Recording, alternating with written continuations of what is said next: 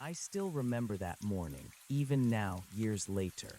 It's etched into my memory like a scar, a constant reminder of how quickly everything can change, how vulnerable you really are when you're out there alone. I was 28 then, not a kid by any stretch, and I thought I knew what I was doing.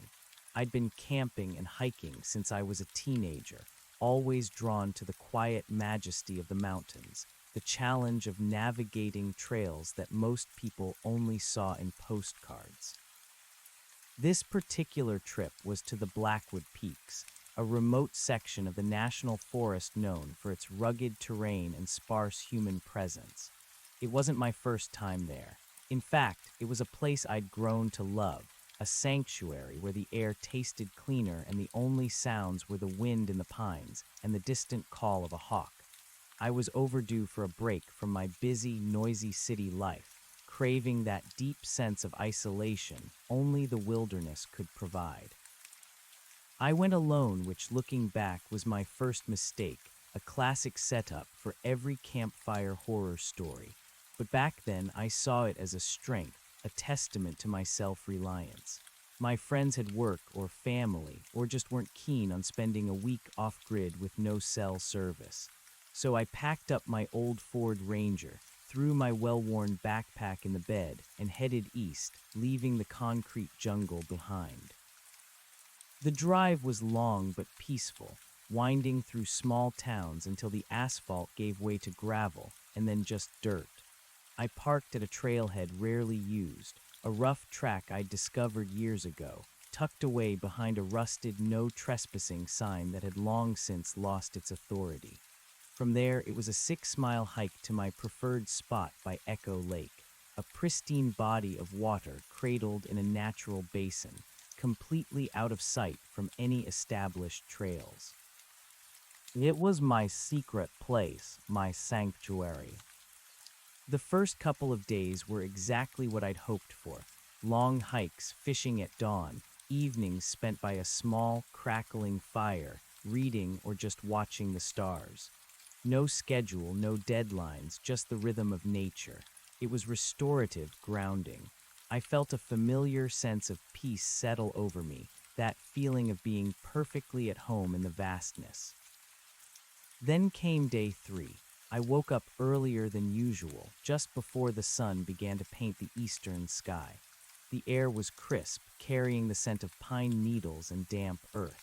I zipped open my tent flap, eager to watch the sunrise over the lake, a ritual I never missed when I was out here. The sky was already shifting from deep indigo to soft violet, promising a spectacular display. I pulled on my boots, grabbed my travel mug, and stepped out onto the rocky shore. The lake was perfectly still, a mirror reflecting the evolving tapestry of the sky. I took a deep breath, letting the cold air fill my lungs, and stretched, enjoying the quiet solitude. As the first brilliant orange and pink hues began to peek over the distant peaks, bathing the landscape in a soft, ethereal glow, I turned to face the rising sun, my back to the west. It was then I saw it. My shadow, it stretched out before me, long and distorted by the low light, but instead of pointing directly away from the sunrise, as it should have, it was slightly off. Not just a little, but noticeably. It was pointing southwest when the sun was clearly rising in the southeast. I blinked, attributing it to an optical illusion, a trick of the light and my still sleepy eyes. Maybe the angle of the ground, the slope of the hill behind me. I shifted my weight, took a step forward, then another. My shadow moved with me, mirroring my every motion, yet it remained skewed, a dark, elongated figure leaning oddly towards the south. And with each step I took, I noticed something else, something subtle that sent a prickle of unease down my spine. It seemed to move a fraction of a second after I did, a hesitant, almost reluctant echo of my own movement, as if it were a separate entity, dragging its feet. The first seed of dread had been planted. The rational part of my brain, the one that prided itself on logic and experience, immediately started working overtime, trying to find a perfectly reasonable explanation. Altitude sickness. I hadn't had it before, but there was a first time for everything. Dehydration. I'd been diligent about water intake. A strange atmospheric phenomenon. The air was clear, crisp, and still. There was nothing out of the ordinary, nothing that should warp light or delay my reflection. I squinted, trying to discern if the lake's surface was playing tricks. The water was a perfect, unblemished sheet of glass, mirroring the sky with unnerving fidelity. If my shadow was off, why wasn't my reflection? I glanced down at my boots, then back at the dark silhouette on the ground. It was still there, stubbornly leaning southwest, stubbornly lagging. A cold knot began to tighten in my stomach. I took another step, then another, a slow, deliberate walk along the rocky shore. My shadow followed, a silent, mocking mimic, always a beat behind. It was like watching a poorly dubbed movie, where the mouth movements didn't quite sync with the sound. Only here, the silence was absolute, and the disconnect was between my own body and its projected image.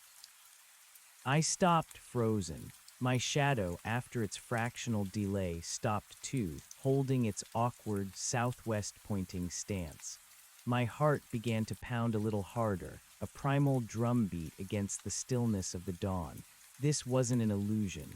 It was consistent. It was real. I tried a new experiment. I lifted my left arm slowly.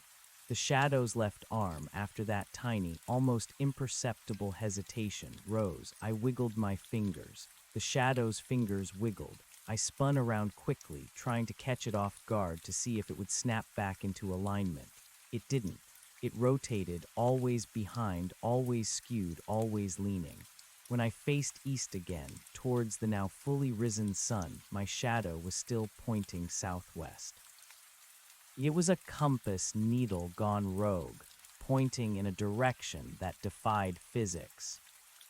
The sense of peace that had been my constant companion for the past 2 days shattered, replaced by a creeping dread. The vastness of the wilderness, once a source of comfort, suddenly felt immense, isolating, and deeply hostile.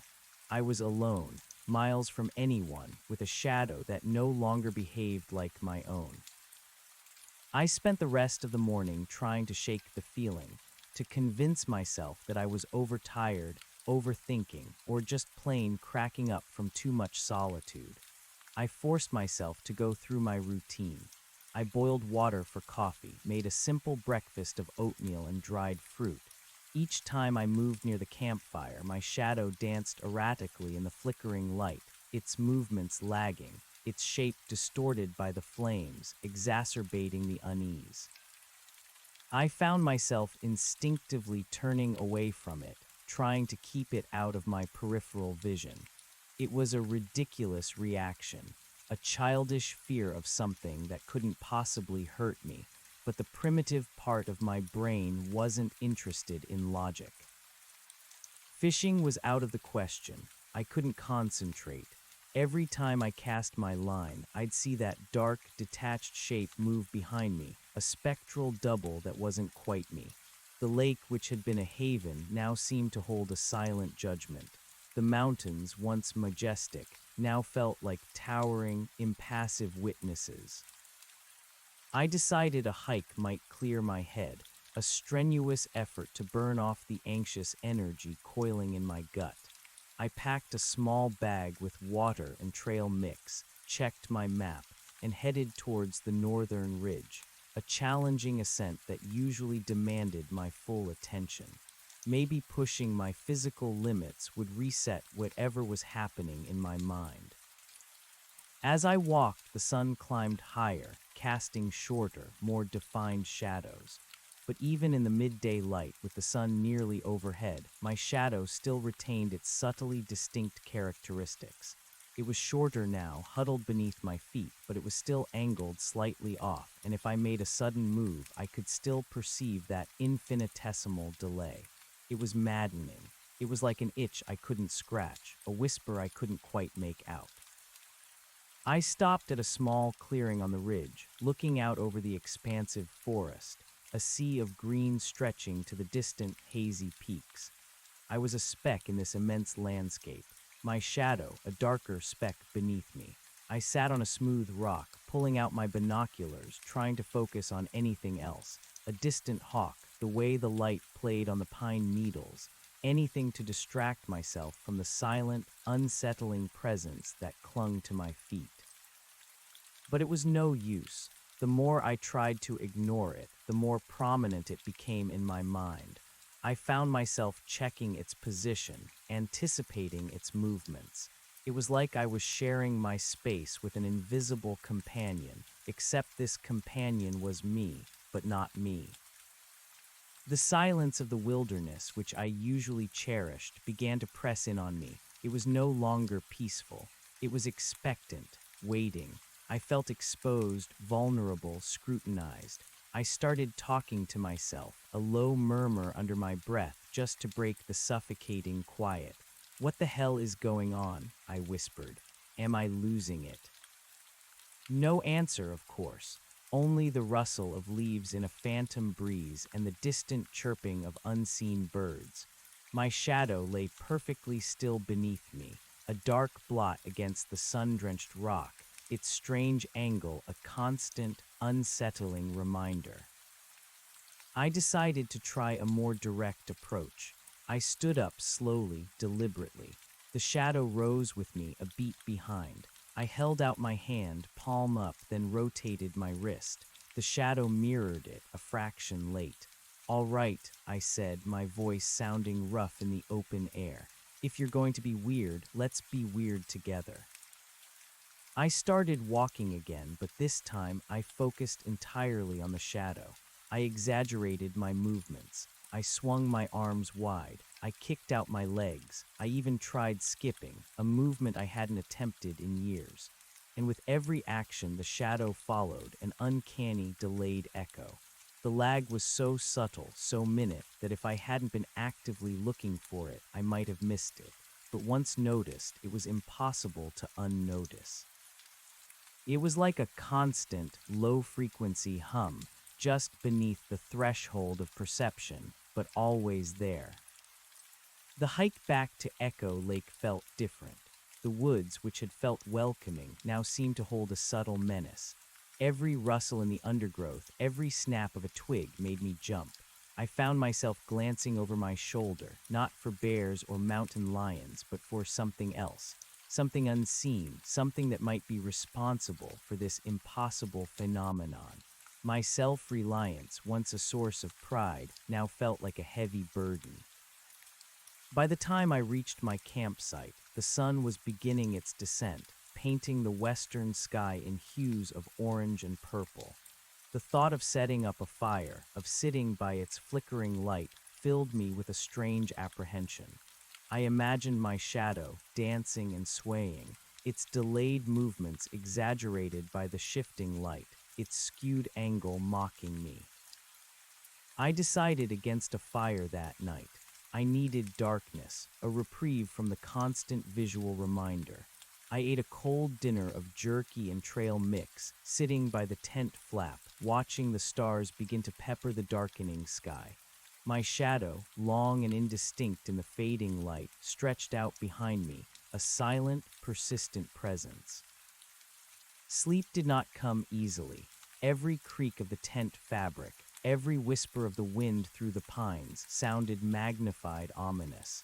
I kept my eyes closed, trying to banish the image of that distorted, lagging shadow, but it persisted behind my eyelids. Was I really alone? Or was this thing, this entity that mimicked me imperfectly, a form of company? The thought sent a fresh wave of chills through me. I drifted in and out of a fitful sleep, plagued by dreams that blurred the line between myself and a dark, indistinct figure that moved just out of reach. I woke with a start several times, convinced I heard something outside the tent, only to be met by the vast, oppressive silence of the night. The next morning, day 4, I emerged from the tent with a profound sense of weariness. a bone-deep exhaustion that sleep had failed to remedy. The sun was already rising, a familiar spectacle that now felt like a cruel joke. I braced myself, stepping out onto the shore, turning my back to the east. There it was, my shadow, long, dark, and still skewed to the southwest, and the lag, if anything, felt more pronounced. It wasn't just a fraction of a second anymore. It felt deliberate, like it was actively choosing to delay, to observe me before it mimicked. A new, terrifying thought bloomed in my mind. What if it wasn't just mirroring me? What if it was learning? The idea was absurd, insane, but the wilderness had a way of stripping away the veneer of civilization, leaving only raw instinct and primal fear. I wasn't just seeing a strange optical phenomenon anymore. I was experiencing something fundamentally wrong, something that defied every law of nature I understood. My previous attempts at rationalization evaporated. This wasn't a trick of light or altitude sickness or a hallucination. This was too consistent, too persistent. It was happening, and I was alone. The isolation, which had been the very reason for my trip, now became the core of my terror. There was no one to call, no one to describe this to, no one to validate what I was seeing.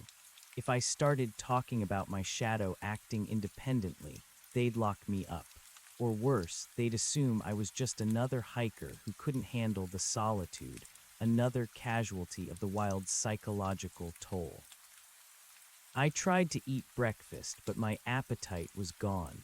Every movement felt self-conscious, as if I were performing for an unseen audience.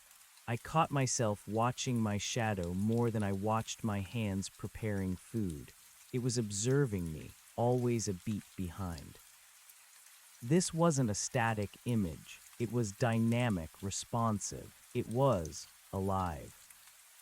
The word echoed in my mind, sending a fresh wave of nausea through me. An alive shadow. It sounded like something out of a child's nightmare. But here, in this remote basin, under the watchful gaze of the Blackwood Peaks, it felt terrifyingly real. I spent the morning in a state of agitated pacing, unable to settle. I walked the perimeter of the lake, my eyes scanning the surrounding forest. Was there anything else, anything unusual, a strange rock formation, an odd plant, a disturbance in the wildlife? Nothing. The forest was vibrant, teeming with life, utterly oblivious to my internal torment. Birds sang, squirrels chattered, the wind rustled the leaves. Everything was normal except for my shadow.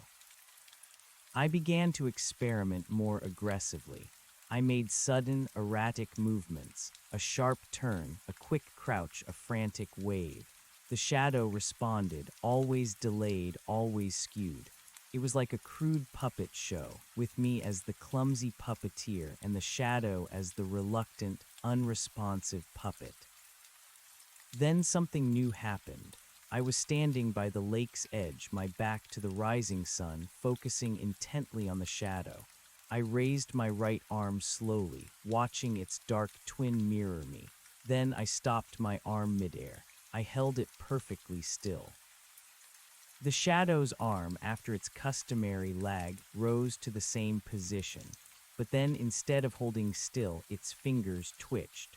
Not a full movement, just a subtle, independent spasm, like a muscle adjusting. Then it stopped, holding the pose perfectly still, mirroring my own frozen arm. My breath caught in my throat. I lowered my arm slowly, my gaze fixed on the shadow. Its arm lowered too after its delay. I raised it again. The shadow's arm rose. I stopped. The shadow stopped, then those fingers twitched again, a subtle, almost imperceptible wiggle. It wasn't just lagging. It was adding its own small, autonomous movements. This was no longer a trick of the light. This was no longer just a delay. This was something else entirely, something learning to break free. Panic began to set in. a cold, sharp claw tearing at my composure. The quiet majesty of the mountains was gone. They were no longer a sanctuary, but a prison, holding me captive with this increasingly sentient manifestation of my own dark side. My mind raced, scrambling for an explanation. Ancient spirits, some kind of geological anomaly affecting local electromagnetic fields, a tumor pressing on my optical nerve. I wasn't sure which possibility was more terrifying. I needed to test it further. I had to know if it was really acting independently, or if my mind, frayed by fear and isolation, was playing tricks on me. I walked into a patch of dense trees where the sunlight dappled through the canopy, creating shifting patterns of light and shadow. I knew this would make it harder for the shadow to maintain a consistent form, harder to track. I hoped it would disrupt whatever was happening. As I moved through the trees, my shadow fragmented, danced, and reformed. It was harder to get a clear view, but even in the chaotic light, I felt its presence, that subtle pull of something attached to me, yet apart. I found a spot where a single, strong shaft of sunlight cut through the leaves, illuminating a small patch of forest floor. I stepped into it, careful to position myself so my shadow was clearly cast on the sunlit ground. I stood still, perfectly still, for what felt like an eternity. I focused on my breathing, trying to calm the frantic hammering of my heart. I wanted to eliminate any possibility of my own subconscious movements influencing the shadow. After a full minute of absolute stillness, I saw it. The shadow, projected onto the forest floor, its outlines crisp in the direct sunlight, was not perfectly still. Its head seemed to twitch, a quick, jerky motion that did not originate from me. Then its shoulders slumped, just perceptibly, then straightened. It was like watching someone shift their weight, a subtle adjustment, except I hadn't moved a muscle. My blood ran cold. It wasn't just the fingers anymore. It was larger, more deliberate movements. It was evolving. "What do you want?" I whispered, the words catching in my throat. The only answer was the rustling of leaves and the distant call of a bird. The shadow remained still now, mirroring my horror-struck posture, waiting. I backed out of the sunlight, retreating into the dappled shade. My sanctuary had become a hunting ground, and I was the prey. Or perhaps my shadow was the predator. I made a frantic decision. I had to get out of here. This wasn't some spiritual retreat anymore. This was a nightmare. I needed to pack up, hike back to my truck, and get as far away from the Blackwood Peaks as humanly possible. Maybe once I was out of this place, whatever was happening would stop. It had to be localized, confined to this specific, remote area. I rushed back to my campsite, my heart pounding in my chest like a drum. The thought of packing up my tent, my sleeping bag, my stove, all the mundane items that suddenly felt like shackles, filled me with a desperate urgency. I needed to move to escape. As I approached the tent, my shadow stretched out before me, long and distorted in the afternoon sun. I averted my eyes, trying not to look at it, but I felt its presence, felt its observation. It was a physical weight, a chilling awareness that it was watching my every move. I began to tear down the campsite with frantic energy, stuffing things haphazardly into my backpack. My hands trembled, making simple tasks difficult. The tent poles seemed to tangle themselves. The sleeping bag refused to compress. Every second I wasted felt like an eternity, like it was giving it more time to. What could a shadow do? As I wrestled with my tent, trying to fold it neatly into its bag, I glanced down. My shadow was lying on the ground, a dark, sprawling shape, but it wasn't mimicking my frantic movements. It was just there, stretched out, seemingly relaxed, almost as if it was waiting for me. watching me struggle. A new wave of fear, colder and sharper than before, washed over me. It wasn't just mimicking me anymore. It was choosing when to mimic me. It was exercising agency. I dropped the tent poles, my breath catching in my throat. I stared at the shadow. It lay still, perfectly still, despite my sudden, panicked movement. You're not moving," I whispered, my voice barely audible. No response. The shadow just lay there, a dark, indifferent blot on the sun-drenched earth. Its stillness was more terrifying than any of its previous, delayed movements. It was no longer bound to me in the same way. It was observing, waiting. I took a tentative step backward. The shadow remained motionless. I took another step, still no movement from the shadow. It just lay there, a dark, abstract shape, no longer a projection of me, but something entirely separate. My mind reeled. It had detached. It had chosen to detach. I started to hyperventilate, taking shallow, ragged breaths. This was beyond anything I could comprehend. My shadow, a part of me, had become its own entity, and it was just lying there watching me. I backed away further, slowly, cautiously, my eyes fixed on the dark shape on the ground. It was like a predator playing with its food, giving me the illusion of freedom, only to spring when I least expected it. I needed to get away from the sun. I needed to get into the shade, where shadows dissipated, where this thing couldn't exist in its current, horrifying form. I stumbled towards the denser tree line, my backpack half-packed, my heart a frantic drum against my ribs. As soon as I stepped into the deep shade, the distinct form of my shadow vanished, fragmented into indistinct patterns of light and dark. A small part of me sagged in relief. It needed direct light to manifest.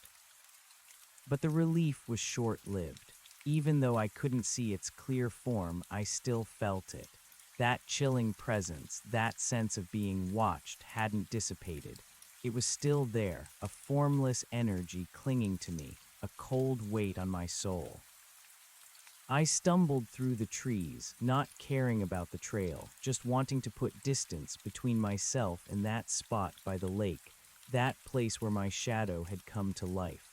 My pack, usually a comfortable burden, now felt heavy, unbalanced, a testament to my failed escape attempt. My escape route was the trail I'd used to come in, a 6-mile hike back to the old Ford Ranger. 6 miles. It felt like 600. I had to move. I had to outrun this thing, whatever it was. I pushed myself, ignoring the burning in my lungs, the ache in my legs. The forest was a blur of green and brown. Every rustle of leaves, every distant snap of a twig made me jump. I kept glancing over my shoulder, half expecting to see a dark, amorphous shape detach itself from the trees and pursue me. The sun was sinking rapidly now, casting long, dramatic shadows through the forest. Each time I passed through a sunlit patch, I instinctively tensed, dreading the reappearance of it. And sometimes, fleetingly, in the periphery of my vision, I would catch a glimpse of a dark form stretching out behind me, a brief, distorted outline. It seemed to appear and disappear, flickering at the edges of my perception, always a beat behind, always slightly off. It was a cruel game. As twilight began to deepen, the forest grew darker, the shadows longer and more ambiguous. My mind, already frayed, started playing tricks on me. Every shifting shape, every twisted branch seemed to take on a sinister form. I started seeing movement where there was none, hearing whispers in the wind that weren't there. I had to keep moving. I couldn't stop. The thought of spending another night out here, alone with this thing, was unbearable. I hiked through the deepening gloom, navigating by the faint light filtering through the canopy, relying on my memory of the trail. The familiar path felt alien, hostile. The comforting sounds of the wilderness were now distorted into a symphony of unseen threats. The moon, a sliver of silver, began to emerge from behind the peaks, casting its own pale, ethereal light through the trees. I hesitated. Moonlight, would it be enough? Would it create a shadow, a pale, ghost-like shadow? The thought made my skin crawl. I decided to keep to the darkest parts of the trail, staying under the thickest canopy, avoiding any direct moonlight if possible. It slowed me down, but the fear of seeing it again, distinct and autonomous, was a far greater deterrent. Hours passed, my legs ached, my throat was raw, and exhaustion threatened to overwhelm me. But the fear, a cold, relentless current, kept me moving. I had to reach the truck. I had to get out. Suddenly, I heard a sound. Not a rustle of leaves, not a distant animal cry, but a distinct, soft thump behind me. I froze, my blood turning to ice. I hadn't heard anything like it before. It sounded heavy, yet muffled, like something falling onto soft earth. I slowly turned, my eyes wide, straining to pierce the gloom. The forest behind me was a wall of black, indistinguishable shapes. I saw nothing. My heart hammered. Was it an animal, a branch falling, or was it following me? I waited, holding my breath, listening intently. Nothing.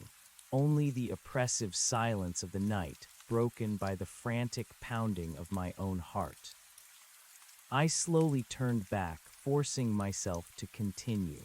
I tried to dismiss the sound, to rationalize it as a figment of my overwrought imagination, but the dread intensified. I walked faster, my steps becoming a frantic scramble. I was no longer hiking, I was fleeing. The thought of that detached shadow, now possibly following me, watching me from the darkness, was unbearable. Then I heard it again, closer this time. A faint swish, like fabric dragging over leaves, followed by another soft thump. This was no animal. This was deliberate. This was pursuit. I broke into a run, stumbling over roots and rocks, my backpack jostling awkwardly. Panic had completely taken over. I didn't care about spraining an ankle, about falling. I just needed to run to escape. The sounds continued behind me, faint but persistent. Swish, thump, swish, thump. It was rhythmic, almost like footsteps, but not quite. It was too soft, too fluid, too insubstantial. Like a shadow given form, but not substance. I didn't dare look back. I just ran, fueled by pure, unadulterated terror. The 6 miles felt like 60. My lungs burned, my muscles screamed in protest, but I pushed through the pain. The image of that detached, autonomous shadow burned into my mind. The trail began to descend, a familiar sign that I was getting closer to the trailhead, closer to my truck, closer to escape. A sliver of hope ignited in my chest, a desperate, flickering flame against the darkness. I ran harder, my breath coming in ragged gasps. The sounds behind me seemed to intensify, closer now, faster. Swish thump, it was gaining on me. I pushed through a thicket of bushes, branches whipping at my face, leaving stinging scratches. And then, through a gap in the trees, I saw it. The faint, almost imperceptible outline of the rusted "no trespassing" sign just ahead. My truck had to be just beyond it. Relief so potent it almost brought me to my knees, washed over me. I was almost there. I could make it. I burst through the last line of trees, gasping for air, and stumbled into the clearing where my Ford Ranger was parked. It sat there, a solid, reassuring silhouette in the moonlight. Civilization, or at least the start of it. I fumbled for my keys, my hands shaking so violently I could barely grasp them. My eyes darted around the clearing, searching for any sign of the pursuing shadow. Nothing. The clearing was empty, bathed in the pale moonlight. My heart was still pounding, but the immediate, visceral terror began to recede, replaced by a hollow ache of exhaustion. I jammed the key into the lock, yanked the door open, and practically fell into the driver's seat, slamming the door shut behind me. The heavy thunk of the door latch felt like a seal against the nightmare. I locked the doors just for good measure, then gripped the steering wheel, my knuckles white. I was inside. I was safe. But as I sat there, trying to catch my breath, trying to calm my racing mind, I couldn't shake the feeling that something was still out there. Something was waiting. I twisted the key in the ignition. The engine turned over, a rough but welcome roar. I shifted into reverse, glanced in my rearview mirror, and froze. In the faint moonlight, just beyond the edge of the clearing, where the forest began, a dark, amorphous shape seemed to coalesce from the deeper shadows. It was indistinct, a wavering smudge against the blackness of the trees, but I knew what it was. It wasn't my shadow anymore. It was it. It didn't move, it just stood there observing, a silent, formless sentinel at the edge of the wilderness, watching me. My foot instinctively pressed the accelerator. The truck lurched backward, tires spinning in the dirt, throwing up a cloud of dust. I didn't wait to see if it would pursue. I didn't wait to see if it would take a more defined shape. I just slammed the truck into drive and sped away, leaving the Blackwood Peaks and whatever horror I had awakened there behind me. The dirt track was rough, but I didn't slow down. The gravel road was even worse, but I pushed the old Ranger to its limits. The roar of the engine, a desperate attempt to drown out the memory of that silent, watching shape. I drove for what felt like hours, the sun eventually rising in my rearview mirror, painting the eastern sky in familiar, comforting hues. I kept checking my mirrors, half expecting to see a dark, impossible form appear in the reflection. But there was nothing. Just the empty road, the receding mountains, and my own pale, exhausted face staring back at me. By the time I reached a small, sleepy town, the first hint of civilization in what felt like an eternity, I was a wreck. My body ached, my eyes burned, and my mind was a chaotic mess of fear, disbelief, and a desperate need for a shower and a hot meal.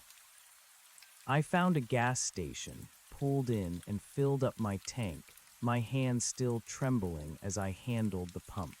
As I stood there, bathed in the harsh artificial light of the gas station canopy, I instinctively glanced down at my feet. My shadow was there, perfectly normal, pointing away from the gas station light, moving precisely with me, a dark, ordinary silhouette.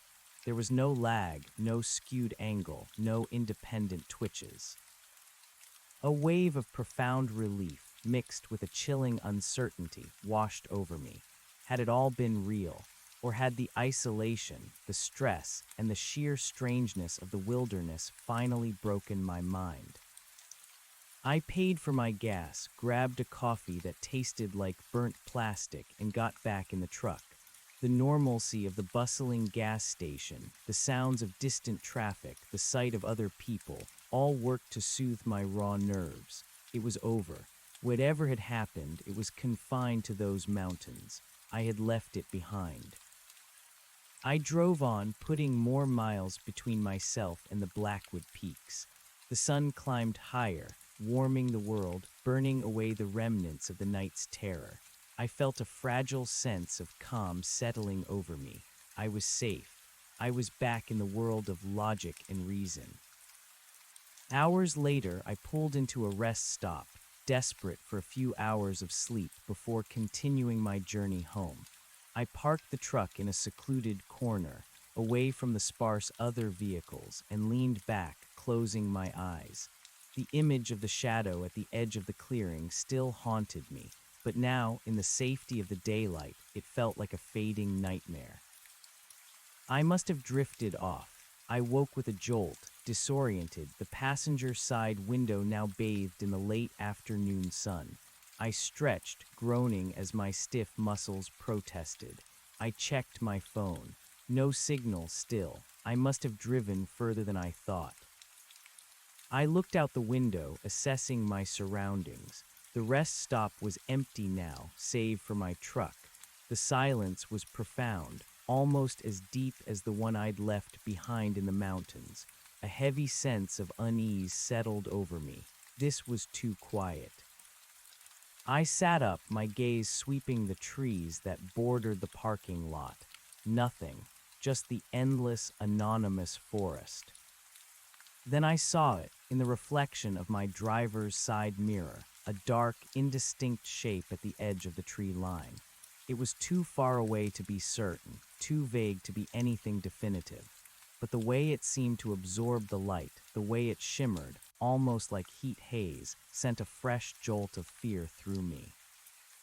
My heart started to pound again. No, it couldn't be. I had left it behind, miles and miles behind. I gripped the steering wheel, my breath catching in my throat. I squeezed my eyes shut, then opened them again. The shape was still there, a smudge of darker black against the encroaching twilight. It wasn't distinct, not like it had been at the lake, but it was there, and it was waiting. It had followed me. My heart hammered against my ribs, a frantic drumbeat demanding immediate action. No, it couldn't be. I had driven for hours, traversed mountains and valleys, crossed into what felt like an entirely different world. This was impossible. My mind, desperate for a rational explanation, conjured images of exhausted eyes, road fatigue, the play of light and shadow in a deserted rest stop. It had to be a trick. It had to be.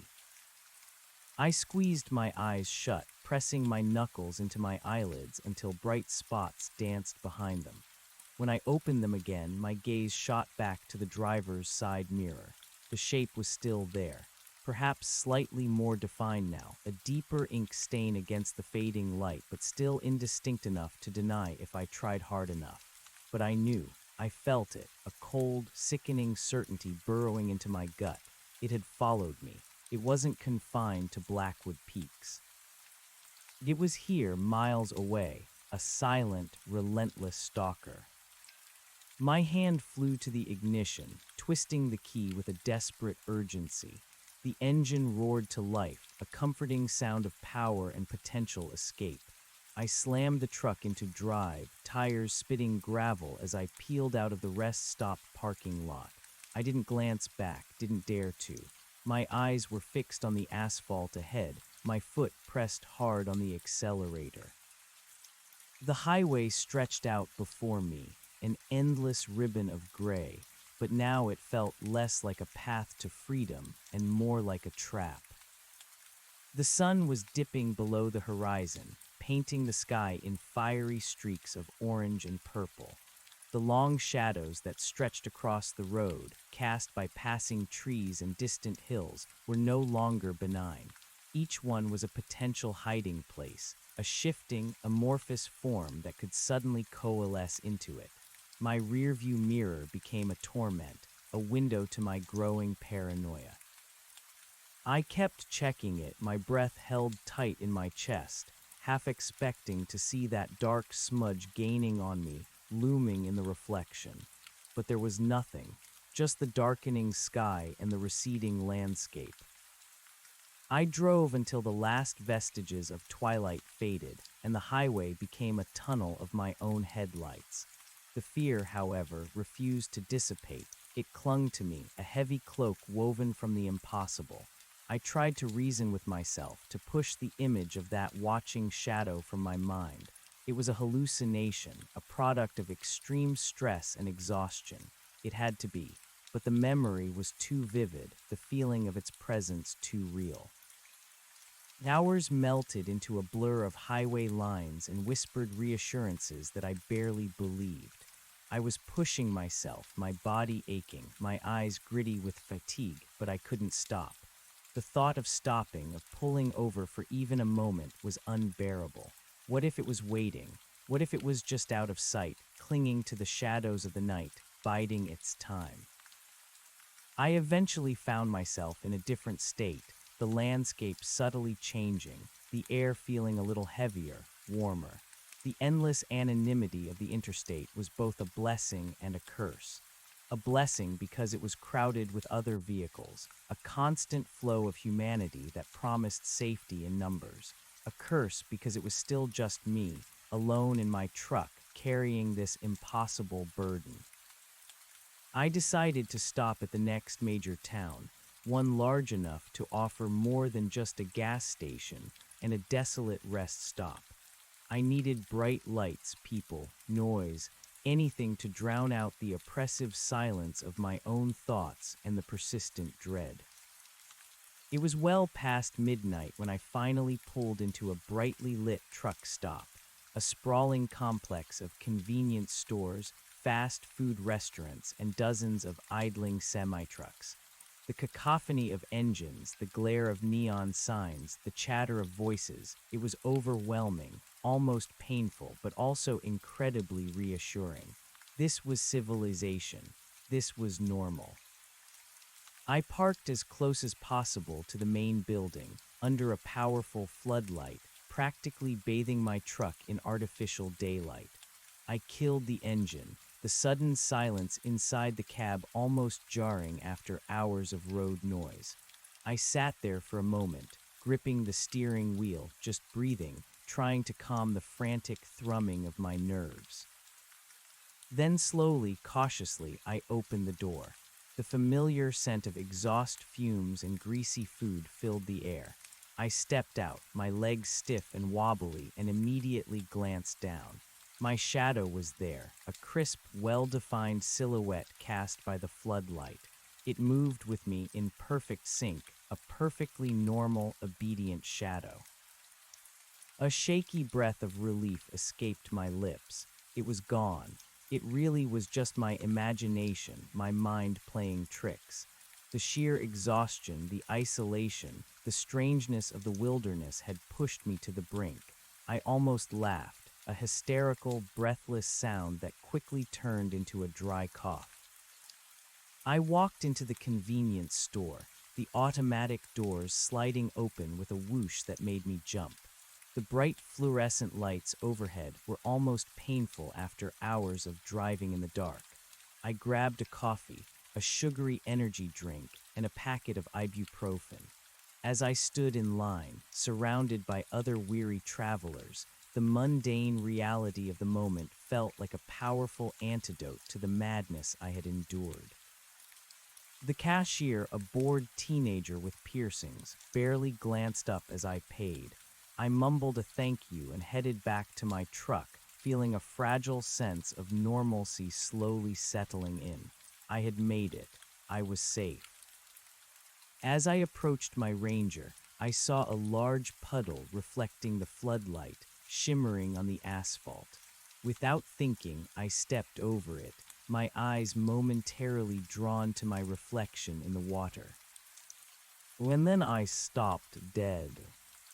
My reflection, distorted by the ripples in the puddle, was a shimmering blur, but the shadow it cast, elongated and warped by the low angle of the light, was distinctly wrong.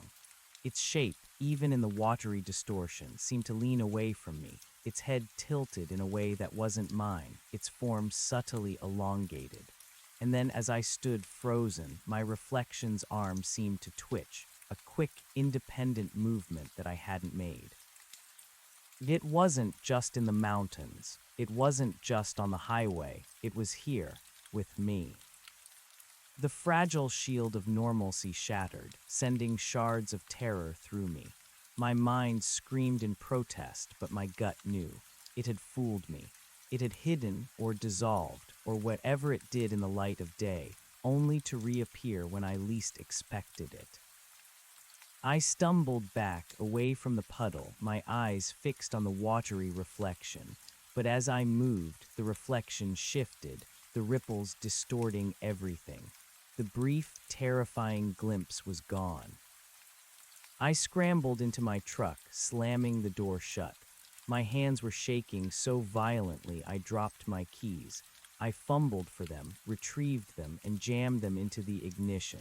The engine coughed to life. I didn't even bother to buckle my seatbelt. I just threw the truck into reverse and sped out of the parking spot, leaving the truck stopped and its deceptive lights behind. The highway welcomed me back, a dark, endless expanse. But now it wasn't just the memory of the shadow that haunted me. It was the chilling certainty that it was a constant companion, a silent parasite. It was with me, wherever I went. I drove through the remainder of the night, fueled by a frantic cocktail of caffeine, sugar, and pure terror. The sun eventually rose, painting the sky with a beautiful, indifferent palette. I pulled over to the side of the road, too exhausted to continue. I was in a rural area, far from any major towns, a stretch of open fields and distant tree lines. I killed the engine, the silence immediate and absolute. I needed to sleep. I couldn't keep driving like this, but I also couldn't shake the fear of what might happen if I closed my eyes. I decided to try a different approach. Instead of trying to outrun it, I would confront it, or at least I would observe it. I had to understand what it was, what it wanted. I climbed out of the truck, my muscles screaming in protest. The morning air was cool and fresh, carrying the scent of damp earth and distant crops. I walked a few steps away from the truck, into a clear patch of sunlight. I glanced down. My shadow was there beneath my feet, perfectly normal, perfectly aligned, moving with me, a faithful, obedient projection of my form. No lag, no twitch, no skewed angle, nothing. My mind reeled. Was I going insane? Was it only visible at certain times under certain conditions? Was it playing games with me? I tried to replicate the previous incidents. I raised my arm, wiggled my fingers. The shadow mirrored me instantly, flawlessly. I spun around. It spun with me. I crouched, I jumped. It followed every move. It was normal, completely, utterly normal. The sudden return to normalcy was almost as unsettling as the anomalies had been. It felt like a cruel joke, a psychological torment designed to erode my sanity. One moment, it's an independent entity, a stalking nightmare. The next, it's a perfectly ordinary shadow, a benign part of the natural world. I sat down on the dry grass, utterly bewildered. What was happening to me? Was this some elaborate breakdown, a severe case of psychosis brought on by isolation and stress? The rational part of my brain, the part that had been desperately trying to reassert itself, now had no answers. I watched my shadow for a long time, scrutinizing its every shift, its every movement. It remained stubbornly, reassuringly normal. The sun climbed higher, casting shorter shadows, then longer ones as it began its descent, still normal. I spent the entire day in that field, observing my shadow, trying to catch it in the act, trying to discern a pattern. Was it only at sunrise, or in specific types of light? Was it only when I was tired or stressed? I tried to recreate the conditions, to remember every detail of those terrifying mornings by Echo Lake, but the shadow remained steadfastly, maddeningly normal. As evening approached and the sun began to sink below the horizon, I felt a familiar prickle of dread. This was the time it had appeared before, at the rest stop, at the edge of the forest. The long, distorted shadows of twilight were its domain. I stood up, my eyes fixed on my shadow. It stretched out before me, long and lean, as the sun dipped lower. I held my breath, waiting. And then, as the last sliver of sunlight vanished, and the world was bathed in the soft, fading hues of dusk, I saw it. The shadow, already long and indistinct, seemed to deepen. not just in color, but in texture. It became a profound, almost absolute black, absorbing the faint light around it, rather than just reflecting my absence. And then, as the very last ray of sunlight winked out, it didn't fade. It solidified. It stopped moving. It just stood there, a tall, slender figure in the field, no longer a projection of me, but a freestanding entity. My heart leaped into my throat. It was back. It hadn't been an illusion. It hadn't been a breakdown. It was real, and it was here. It didn't move towards me. It simply stood, observing. Its form was tall, almost skeletal, an impossibly thin silhouette against the fading sky. I couldn't make out any features, just the stark, unwavering outline of a human-like figure made of pure darkness. My initial instinct was to run, to scramble back into the truck and drive away, but something held me rooted to the spot. A morbid curiosity, a desperate need to understand. I had chased it, fled from it, tried to deny it. Now it was here, out in the open, fully manifested. "What are you?" I whispered, my voice hoarse, barely audible in the vast silence of the field. The shadow remained still. It didn't speak. It didn't move. But I felt its gaze, a heavy, oppressive weight that seemed to press down on my very soul. It was a cold, analytical stare, as if it were dissecting me, piece by agonizing piece. I took a tentative step forward, my legs trembling. The shadow didn't react. I took another, still nothing. It was like approaching a statue carved from midnight. As I got closer, I started to notice details, or rather, the absence of details. There were no clothes, no hair, no distinct facial features. It was simply the shape of a person, an absence of light, standing there. But within that absence, I sensed a profound intelligence, an ancient, alien awareness. "Why me?" I asked, desperation creeping into my voice. "What do you want?" Still silence. The wind rustled through the dry grass, making it seem as though the world itself was holding its breath, waiting for an answer. I reached out my hand, slowly, instinctively, as if to touch it. Just as my fingertips were about to brush the edge of its form, a wave of profound cold washed over me, a bone-chilling sensation that felt less like temperature and more like an absence of life, a void. I recoiled instantly, my hand stinging as if I had touched ice. The shadow remained impassive. It had merely existed, and my attempt to bridge the gap between our realities had been met with a chilling emptiness. I stood there for a long time, staring at it, my mind racing, trying to process the impossible. It wasn't just a shadow, it was an entity, and it had chosen me. As the moon began to rise, casting its pale, ghostly light over the field, the shadow seemed to subtly shift. Its outline grew a fraction softer, less defined, but it didn't fade. It remained, a sentinel of darkness, a stark silhouette against the moonlit landscape. I spent the rest of the night in my truck, parked just meters from where the shadow stood. I couldn't sleep. Every time I closed my eyes, I saw its form, standing silent, watchful. I kept the engine running, the headlights on, shining a defiant beam towards the field, but the shadow seemed to absorb the light unaffected. It just stood there, an unmoving, unblinking presence. The next morning, as the first rays of sunlight touched the horizon, I watched, transfixed. As the light grew stronger, the shadow began to change. Its solid, defined form started to soften, to disperse at the edges like smoke. It became less absolute black, more like a deep gray. And then, as the sun fully crested the horizon, bathing the field in warm, golden light, it began to shrink, to thin, to flatten. Within minutes, it was back to being a normal shadow. My shadow, pointing away from the rising sun, perfectly aligned, moving perfectly with me as I cautiously stepped out of the truck.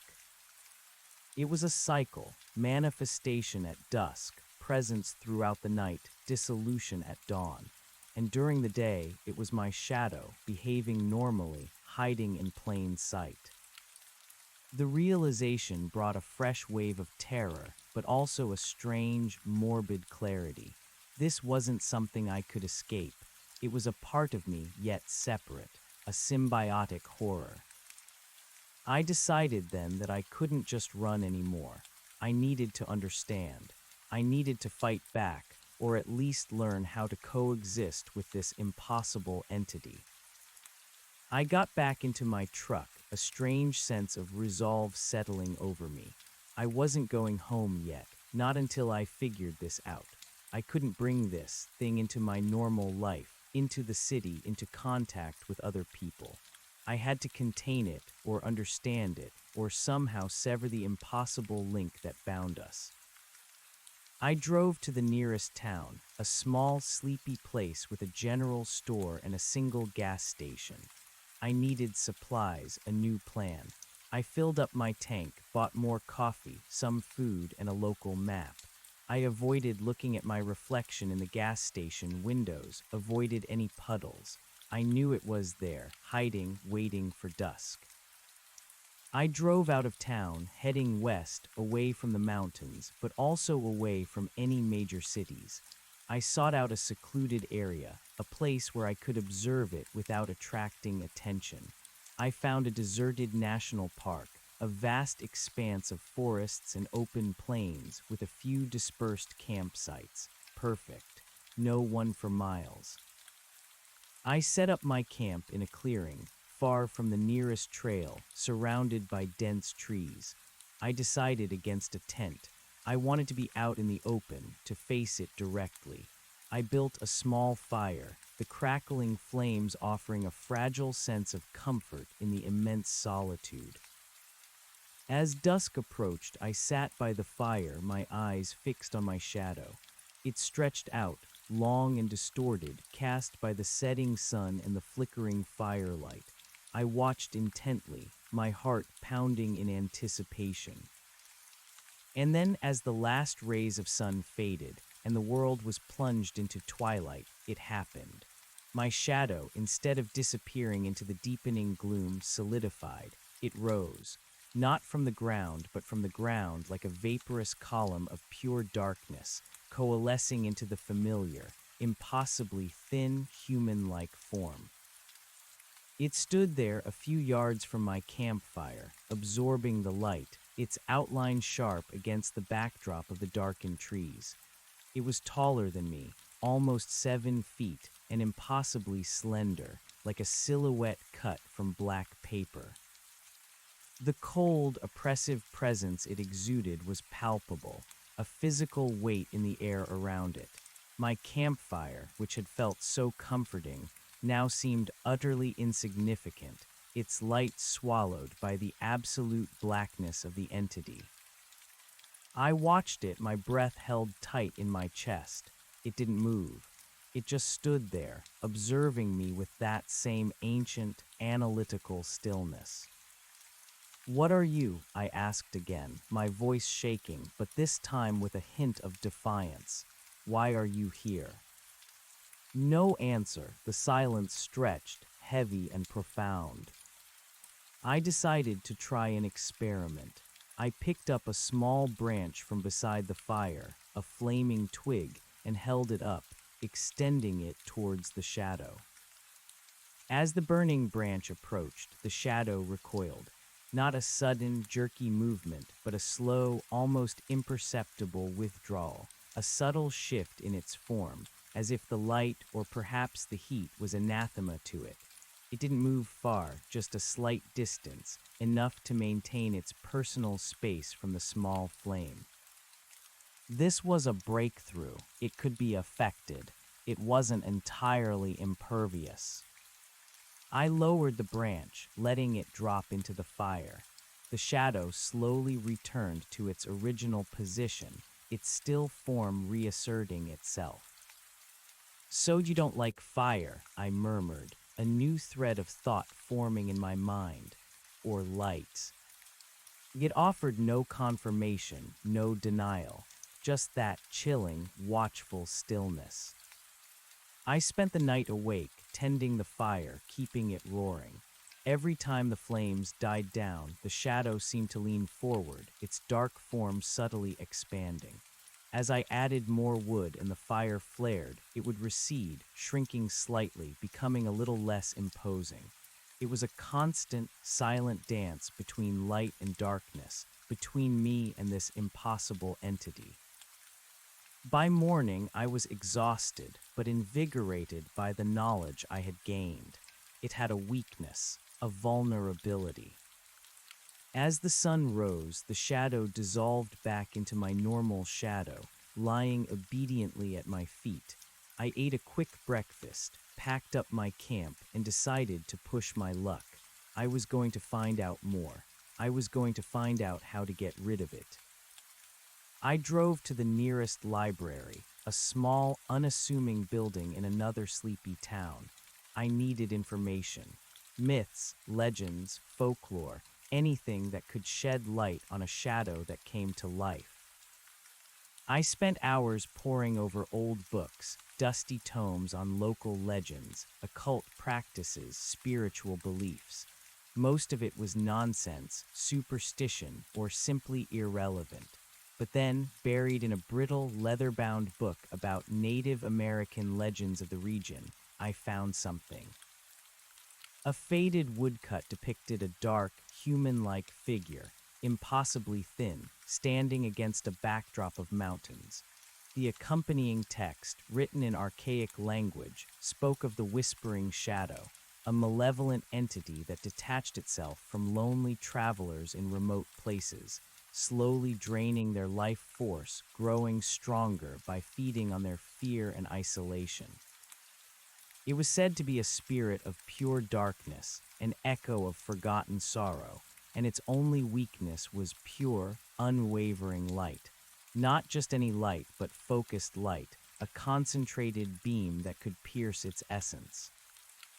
It described how the shadow would mimic its host, learn their movements, their habits, before slowly detaching, gaining autonomy, and then subtly influencing their minds, twisting their perceptions, driving them mad with fear before consuming them entirely.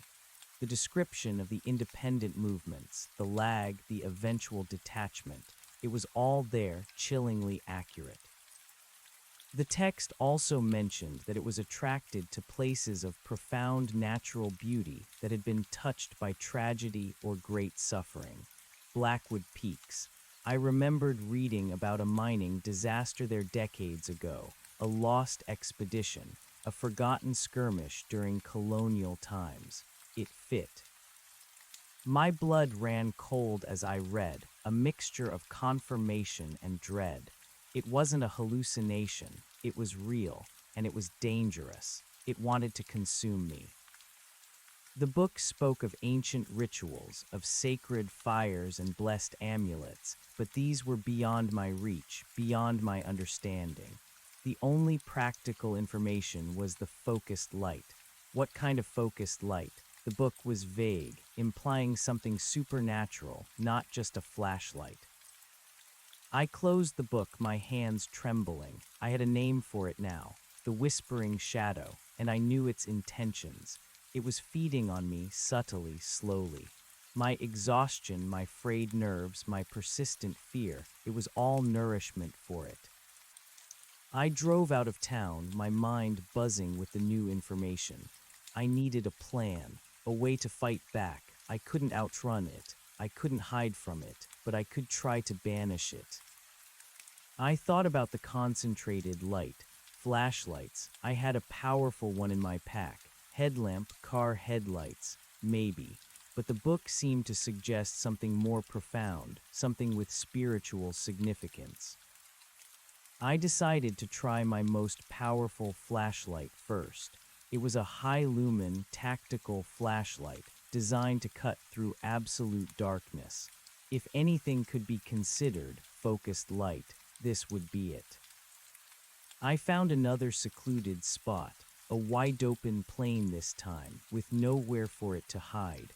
I parked my truck, and as dusk approached, I stood outside, my flashlight in hand, my heart pounding a frantic rhythm against my ribs. As the last sliver of sun vanished, and my normal shadow deepened, solidified, and rose into its towering, skeletal form, I was ready. It stood there, silent, watchful. Its cold presence washed over me, a familiar, unsettling wave. I gripped the flashlight, my knuckles white, and clicked it on. A blinding beam of pure white light shot forth, cutting through the twilight. I aimed it directly at the chest of the whispering shadow. For a moment, nothing happened. The shadow absorbed the light, its form unwavering, seemingly unaffected. A cold wave of despair washed over me. It wasn't working. Then a subtle change. Where the beam struck, the blackness of the shadow seemed to waver, to shimmer, like heat haze. And then a faint, almost imperceptible, high-pitched hiss emanated from it, a sound that seemed to scrape against my very soul. My hope surged. It was reacting. It hurt it. I kept the beam steady, focused intently on its form. The shimmering intensified and the hissing grew louder, a chilling, guttural sound that seemed to tear at the fabric of the air itself. The shadow began to recoil, slowly, fluidly, attempting to pull away from the piercing light. I followed it, keeping the beam locked on its form. "Get away from me," I shouted, my voice raw with a mixture of fear and newfound power. "Leave me alone."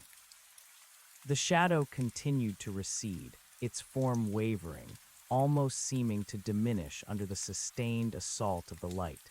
The hissing was now a continuous, piercing shriek that vibrated through the ground, through my bones.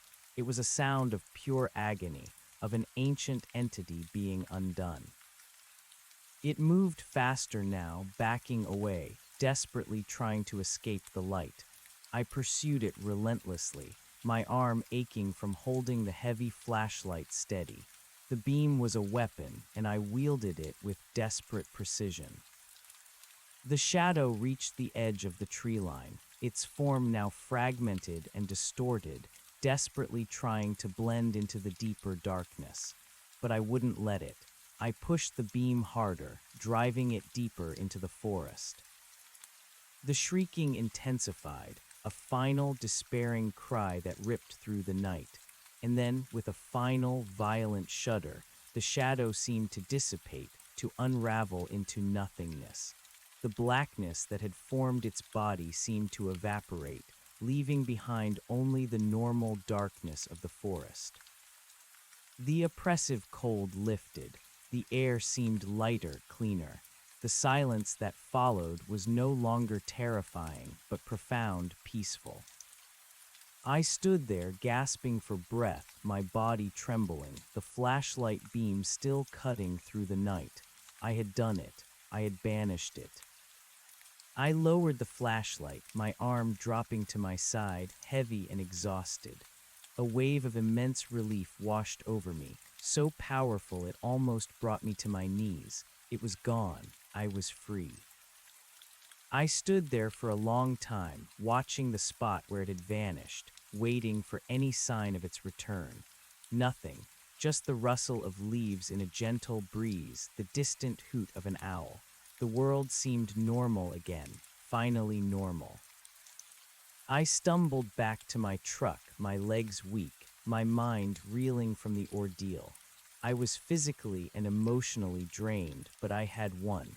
I had confronted the impossible, and I had survived. I got back into the truck, started the engine, and just sat there, allowing the quiet hum of the motor to soothe my frayed nerves. I felt light, almost buoyant, as if a great weight had been lifted from my shoulders. The fear was gone, replaced by a profound sense of exhaustion and triumph. I drove on slowly, aimlessly, just enjoying the feeling of freedom, of being truly alone again. The sun rose, painting the sky in soft pastels, a beautiful, peaceful dawn. I glanced down at my feet. My shadow was there, perfectly normal, perfectly obedient. I drove for another day, and then another, putting as much distance as possible between myself and the places where it had manifested. I camped in busy campgrounds, stayed in brightly lit motels, always seeking out the presence of other people, the reassurance of constant light. I never saw it again. Not the solid form, not the lag, not the independent movements. The experience faded slowly into a vivid, terrifying memory. I went home, back to my noisy city life. I tried to forget, to rationalize, to convince myself that it had been an extreme hallucination, a temporary break from reality. But deep down, I knew. I knew what I had seen, what I had fought. Months passed, the nightmares slowly receded. The constant checking of my shadow became less frequent. I started to heal, to regain some semblance of my old self. I even started thinking about another camping trip, albeit a much less ambitious one, and certainly not to Blackwood Peaks. Then one crisp autumn evening, I was walking home from work. The streetlights had just come on, casting long, dramatic shadows across the pavement. I was deep in thought, planning my dinner, enjoying the cool air. I rounded a corner, stepping into a patch of light cast by a particularly bright streetlight. Instinctively, I glanced down. My shadow stretched out before me, long and lean, a perfectly normal silhouette on the concrete. I smiled faintly, a small victory that the old fears no longer held me captive. But then, as I watched, my smile faded. The shadow cast by the single, strong streetlight seemed to deepen, not just in color, but in texture, becoming that profound, almost absolute black. It absorbed the light, rather than just reflecting my absence. And then, very subtly, its head tilted. Not my head, its head. A slight, almost imperceptible shift that did not originate from me. A movement that I hadn't made. My blood ran cold. It wasn't gone, it had just been hiding, resting, regaining its strength. And now, under the single, focused beam of the streetlight, it was stirring. It was here in the city with me. And it was learning. It knew about focused light now. And it hadn't vanished, it had just hidden. It was waiting. My breath hitched in my throat. The bustling city street, filled with people, cars, and noise, suddenly felt as isolating as the deepest wilderness. The streetlight, once a source of comfort, now felt like a spotlight, highlighting my terror. I started to walk faster, then broke into a frantic jog. I needed to get home. I needed to get inside, away from the light, away from the shadow. As I ran, I could feel its presence behind me, a chilling awareness that it was following, no longer bound by the rules of sun and shade. It was a cold weight on my soul, a spectral companion that had returned. I burst through my apartment door, slamming it shut behind me, fumbling with the locks. I leaned against the door, gasping for air, my heart hammering like a trapped bird. The small entryway was dim, but my eyes darted towards the slivers of light filtering in from the street through the blinds. There it was, a faint, almost imperceptible smudge of deeper darkness against the wall, stretching out from under the door. It was indistinct, formless, but undeniably there. It had followed me inside. The sanctuary of my apartment had become a cage. The light, my only weapon, was also its conduit. It was no longer just my shadow. It was an entity, a parasite that had latched onto me, feeding, growing, learning. And now it was not just a threat in the wilderness. It was a threat in my own home, in my own life. It had learned to enter. I backed away from the door, my eyes fixed on the faint, dark smudge. My mind raced, grappling with this new, terrifying reality. It was more resilient, more adaptable than I had ever imagined. The focused light had wounded it, driven it back, but it hadn't destroyed it. It had merely forced it to evolve. I needed to understand what it had become, what new rules governed its existence. Was it truly independent now, no longer bound by the laws of light and shadow? Or was it still tied to me, a grotesque parody of my own being, but with a horrifying will of its own? The apartment felt oppressively silent, every creak and groan of the old building magnified, ominous. I was no longer just fighting an external threat, I was fighting an internal one, a battle for my own sanity. I moved through my apartment, flicking on every light switch, banishing the shadows from every corner. The lamps, the overhead lights, the kitchen lights all blazed, creating a dazzling, almost painful brightness. I watched the walls, the floor, the furniture. No dark form coalesced. No distinct shadow appeared. It seemed to vanish in the overwhelming flood of light, but I knew it was still here, hiding, waiting, its presence a cold prickle on my skin. I grabbed my most powerful tactical flashlight, the same one I had used to banish it in the field. I clicked it on, its blinding beam cutting through the already bright apartment. I swept it across the walls into corners under furniture. Nothing. The light was too ubiquitous, too overwhelming for it to manifest. But I still felt it. That chilling presence, that sense of being watched, was stronger than ever. It was lurking, just beyond the edge of perception, a part of the oppressive silence that now filled my home. I knew I couldn't sleep, not with it here, not knowing what it was capable of, what it had become. The books spoke of it feeding on fear, on isolation, and I was certainly isolated now, my world shrinking to the confines of my brightly lit apartment, besieged by an invisible foe.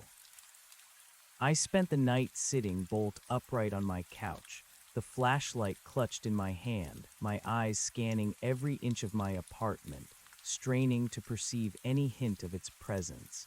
Every subtle creak, every distant siren, every rustle of the blinds made me jump, sent a fresh jolt of adrenaline through me. As dawn approached, the first faint light of morning seeped through my windows. The apartment slowly grew brighter, the artificial lights now supplemented by the pale glow of the rising sun. I watched, exhausted, as my shadow, the normal, obedient one, slowly began to appear on the floor as the sunlight streamed in. It was perfectly normal, perfectly aligned, moving with me as I cautiously stood up, stretching my stiff muscles. But the feeling persisted, the cold awareness that something else was still here, hiding in the light, masquerading as something benign. It was no longer a distinct entity that appeared and vanished with the sun. It was a permanent fixture, an invisible parasite, always present, always waiting for its moment to reveal itself. This was no longer about escaping the wilderness. This was about survival in my own skin, in my own home.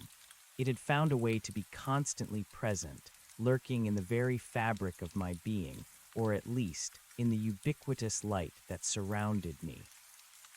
I decided I needed to understand its limits, its new vulnerabilities.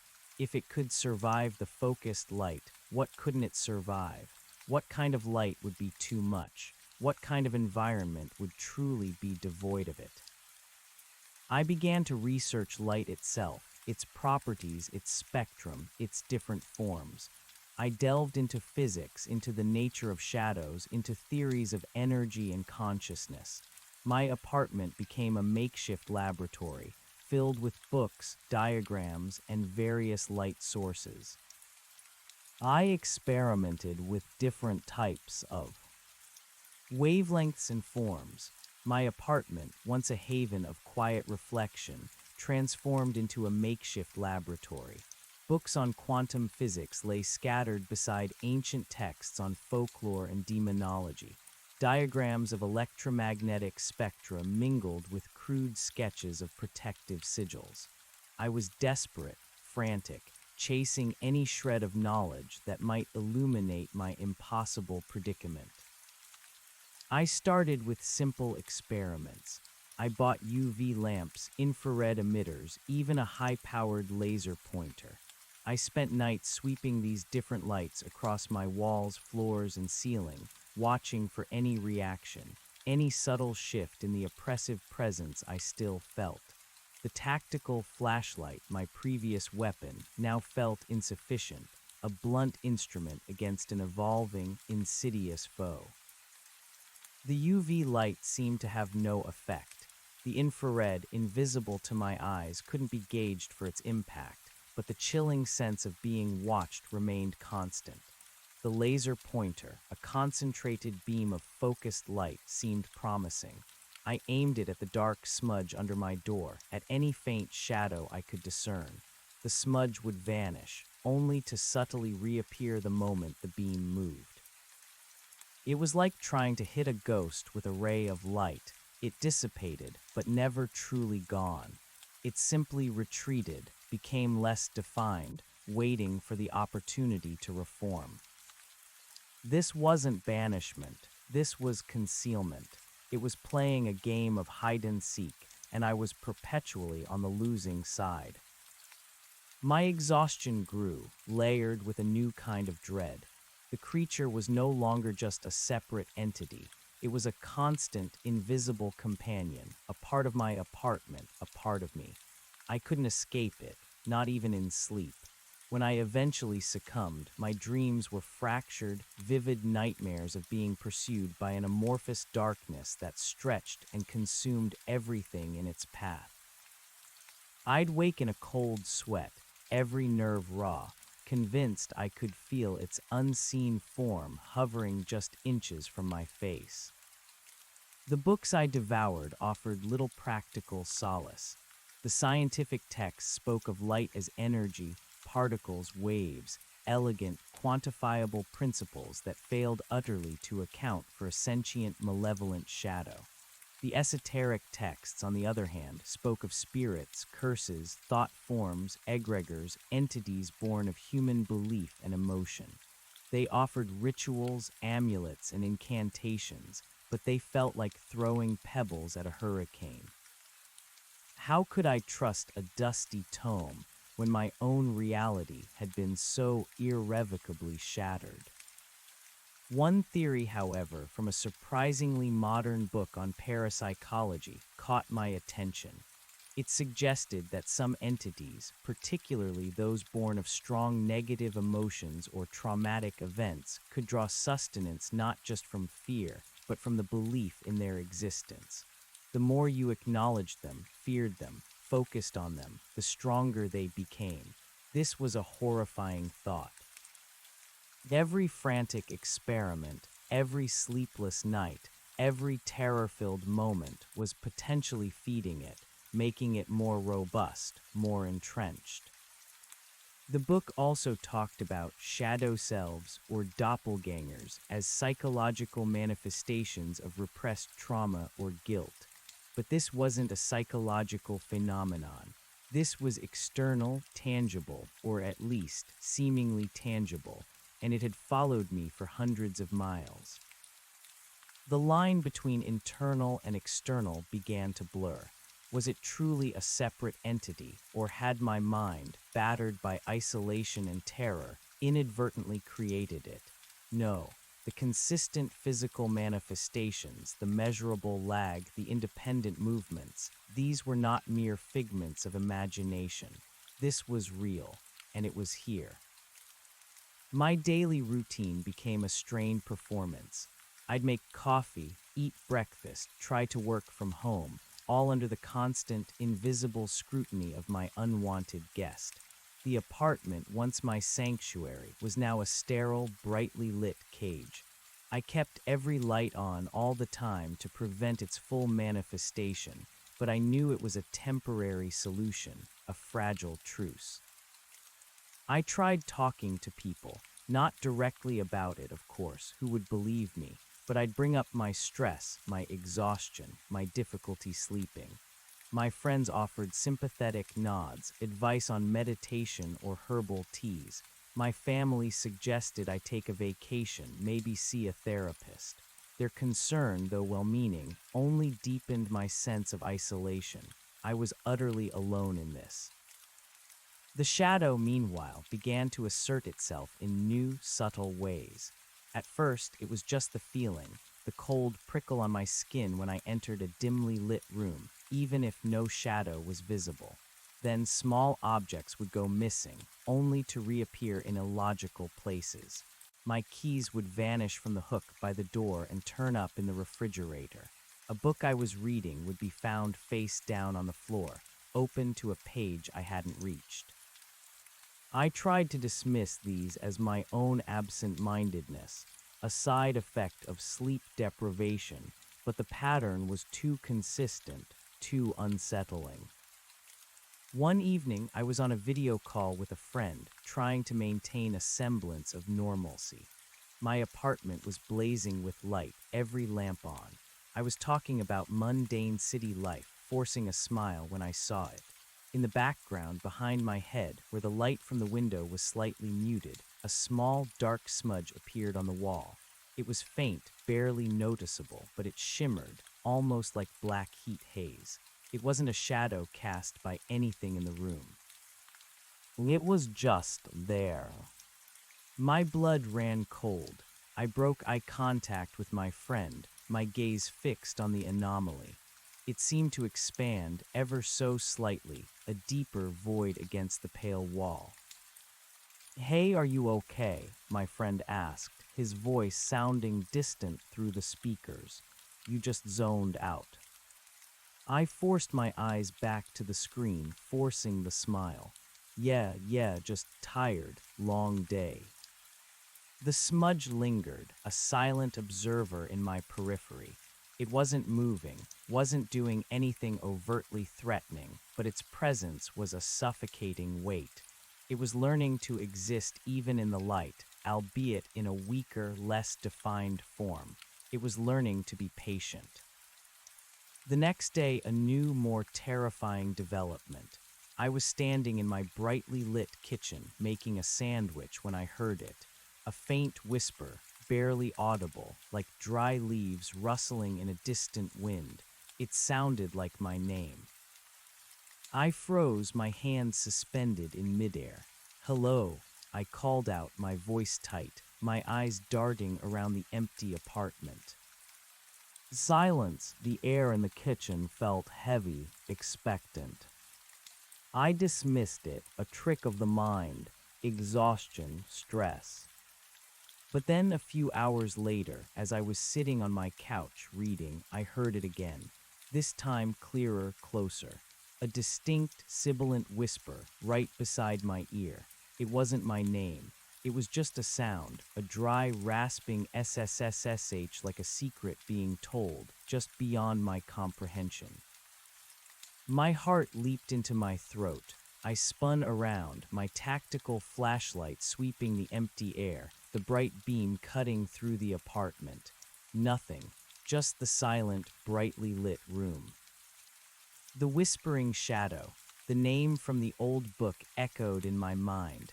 It wasn't just a metaphor, it was literal, it was whispering, it was entering my auditory perception, not just my visual. The fear intensified, now laced with a chilling sense of invasion. It wasn't just lurking anymore, it was actively trying to communicate, to interact, to break down my sanity. It was feeding on my fear, and every new manifestation was proof of its growing strength. I couldn't stay in the apartment. The walls, once a barrier against the outside world, now felt like a permeable membrane, allowing it to seep in. I needed a new strategy. I needed a way to truly cut it off, to starve it. I revisited the parapsychology book, specifically the sections on belief and attention. If it fed on my focus, on my fear, then perhaps the solution wasn't more light or more confrontation, but less. Less attention, less emotional investment. But how could I ignore something that haunted my every waking moment, whispered in my ear, and played mind games with my sanity? The book also mentioned a rare phenomenon, entities that could attach to an individual's aura or life force and be carried with them, irrespective of location. They were notoriously difficult to dislodge, as they were, in a sense, a part of the host. The only way to truly sever the connection, according to the text, was to undergo a profound spiritual cleansing, a complete energetic reset. The rituals were vague, steeped in ancient, often culturally specific, practices that I knew nothing about. But there was one common thread across several cultures, the idea of absolute purity, of a complete absence of negativity or even an absence of self. A void, a state of pure emptiness, devoid of the emotions it could feed upon. This idea resonated with me, twisted as it was. If it fed on fear and isolation, perhaps a complete surrender to nothingness, a mental void, could starve it. But how could a person achieve such a state, especially when actively being terrorized? The city was no longer a comfort. Its constant hum, its endless movement, felt like a chaotic symphony that obscured the true horror lurking within my own space. I needed to leave. I needed a place where I could truly focus, away from distractions, away from the constant visual stimuli that reinforced its existence, even in its hidden form. I packed a small bag, leaving most of my belongings behind. My tactical flashlight, fully charged, was still my primary defense. I also packed a few candles, some matches, and a small, antique silver cross I'd inherited from my grandmother, a desperate, almost superstitious addition. I got into my truck, feeling a profound sense of foreboding. Where could I go? Where could I truly be alone, but also safe enough to pursue this new, terrifying strategy of mental and spiritual void? I decided on a remote cabin I owned, deep in the Appalachian Mountains. It was much further east than Blackwood Peaks, in a different, less wild, but still isolated region. It was a simple, rustic place, no cell service, no internet, just miles of forest. It was also a place of peace, a childhood retreat. Perhaps its positive associations could help. The drive was long, the landscape slowly transforming from urban sprawl to rolling hills and dense forests. I kept the radio on loud, a constant stream of human voices to ward off the whispers. I avoided looking in my mirrors, avoided puddles, avoided thinking about it. I tried to empty my mind, to focus solely on the road, on the act of driving. It was an impossible task. The presence was always there, a cold weight just behind my eyes, a silent hum just beneath the roar of the engine. I reached the cabin late at night, the moon a sliver above the tree line. The cabin stood dark and silent, an isolated sentinel in the vastness of the forest. I fumbled for the key, my hands shaking. I needed light. I needed to banish the shadows before it could coalesce. I threw open the door and immediately swept my tactical flashlight around the interior. Dust motes danced in the powerful beam, but no ominous forms, no chilling presences. The cabin felt cold, musty from disuse, but empty. For a fleeting moment, a fragile sense of hope bloomed. Had the move, the distance, the change of environment finally disrupted its attachment? I quickly lit a few candles, placing them strategically around the small living room. Their flickering light cast dancing shadows, but they were normal, benign. I felt the familiar weight of exhaustion, but also a strange, cautious optimism. I spent the next few days cleaning the cabin, clearing out the cobwebs, sweeping away the dust of neglect. I kept the windows open during the day, letting in the sunlight, and at night I kept every available light source blazing. The battery-powered lanterns, the flickering candles, even the tactical flashlight propped up in a corner, casting its powerful beam across the room.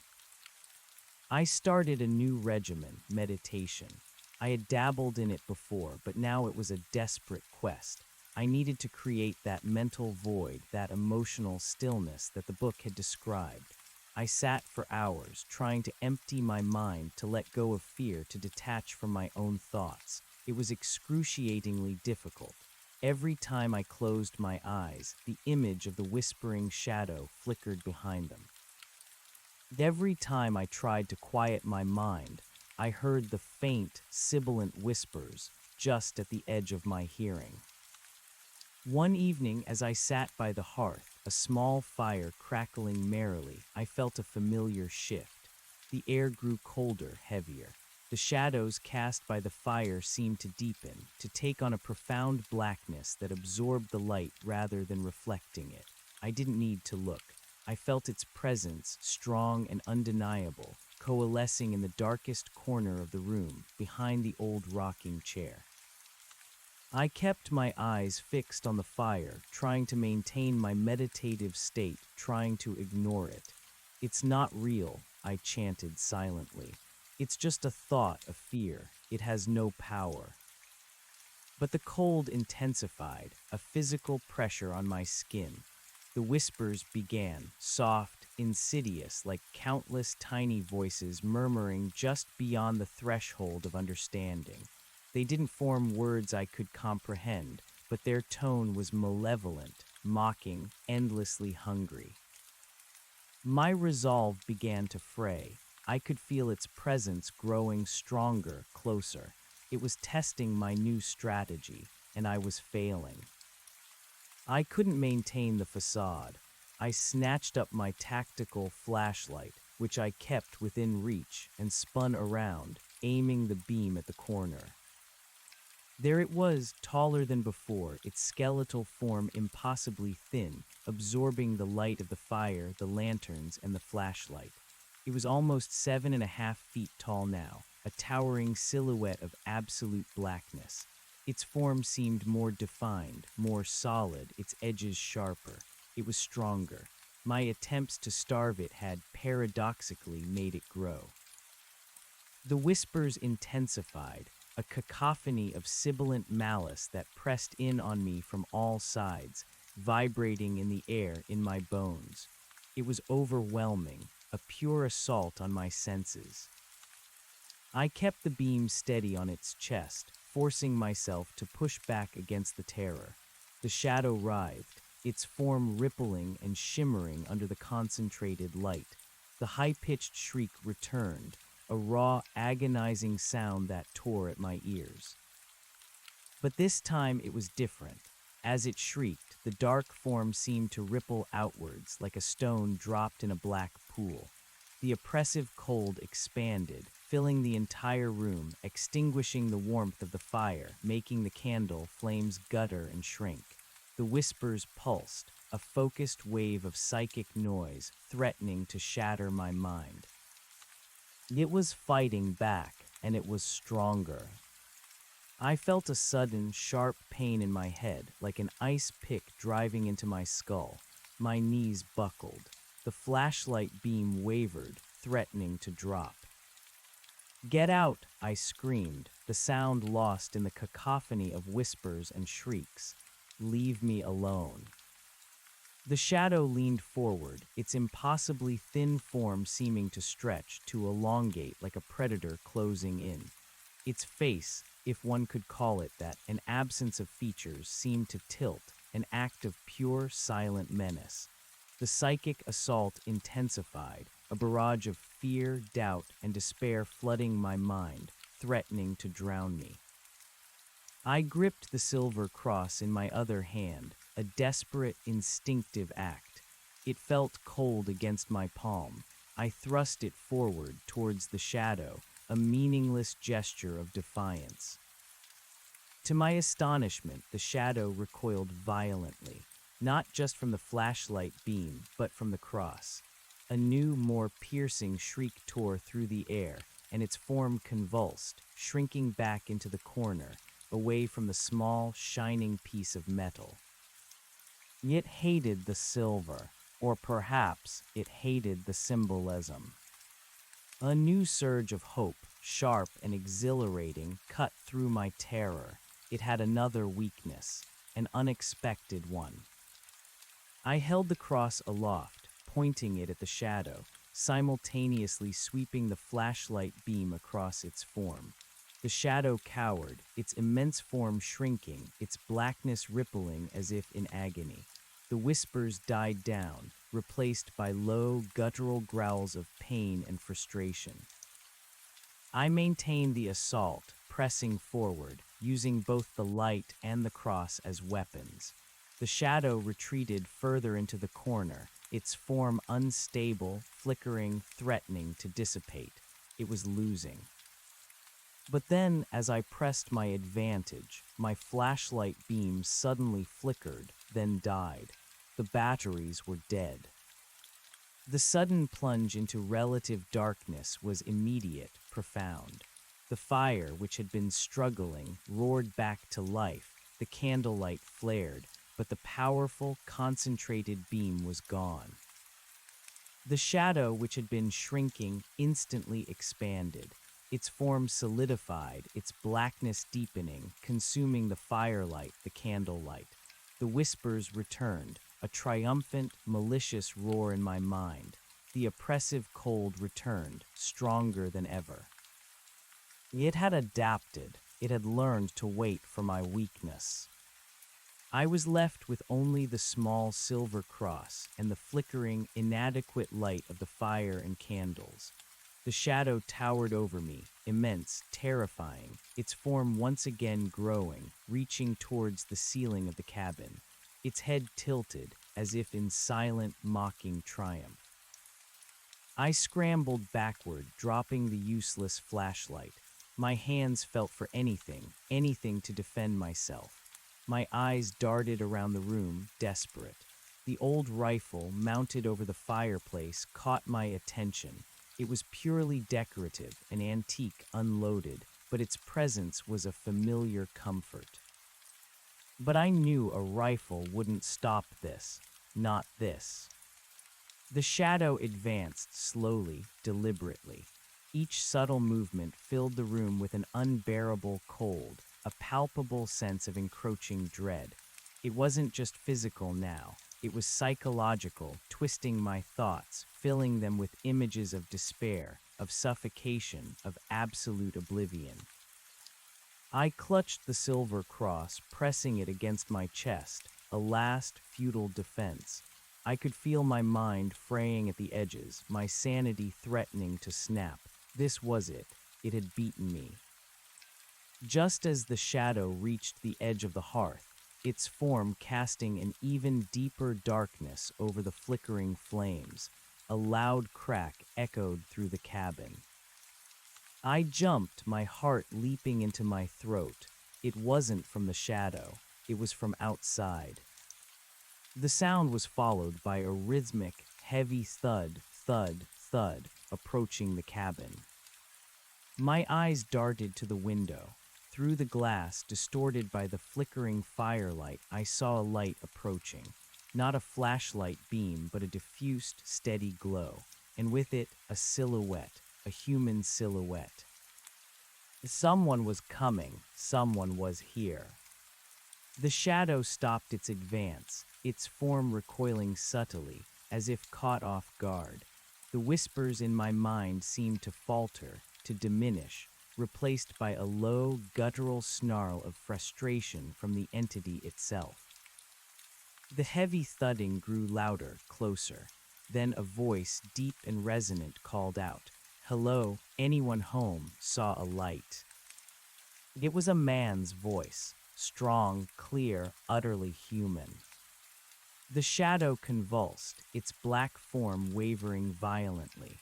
The intense cold began to recede, replaced by a momentary chill.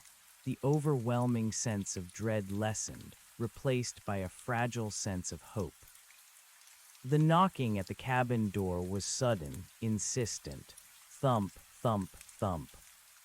"Hello," the voice repeated, closer now, just outside the door.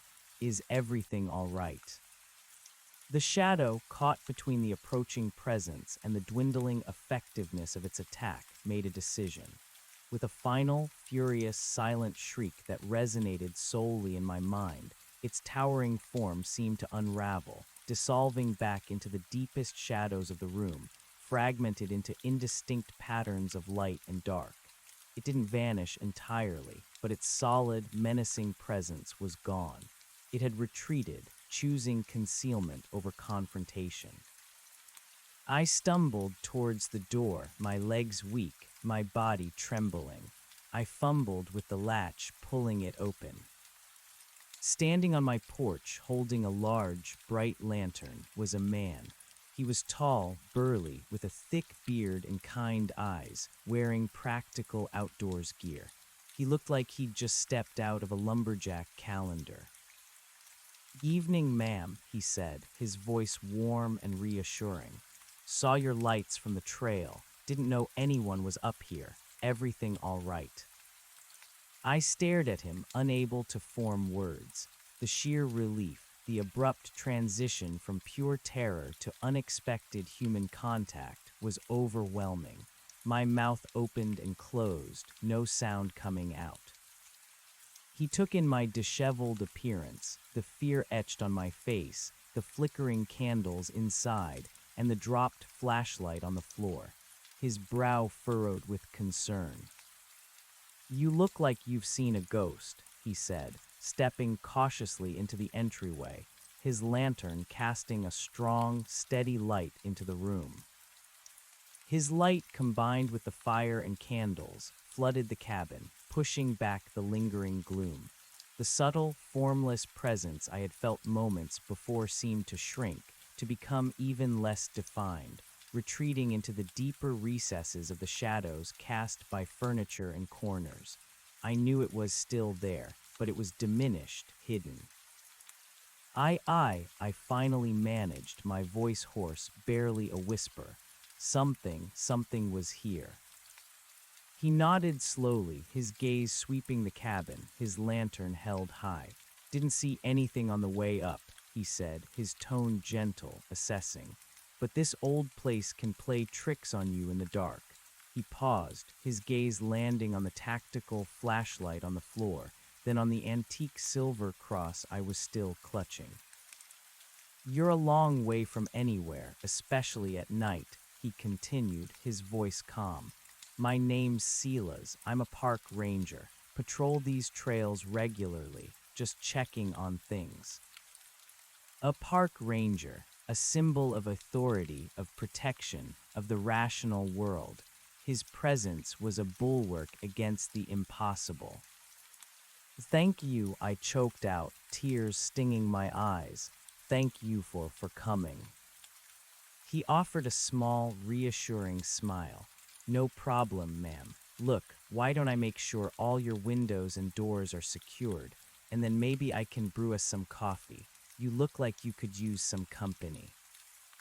I simply nodded, unable to articulate the profound gratitude, the immense relief that washed over me.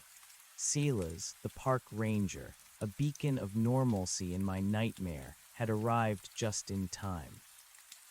He moved through the cabin with a quiet competence, checking the old window latches, making sure the back door was bolted. His movements were deliberate, his presence solid and grounding.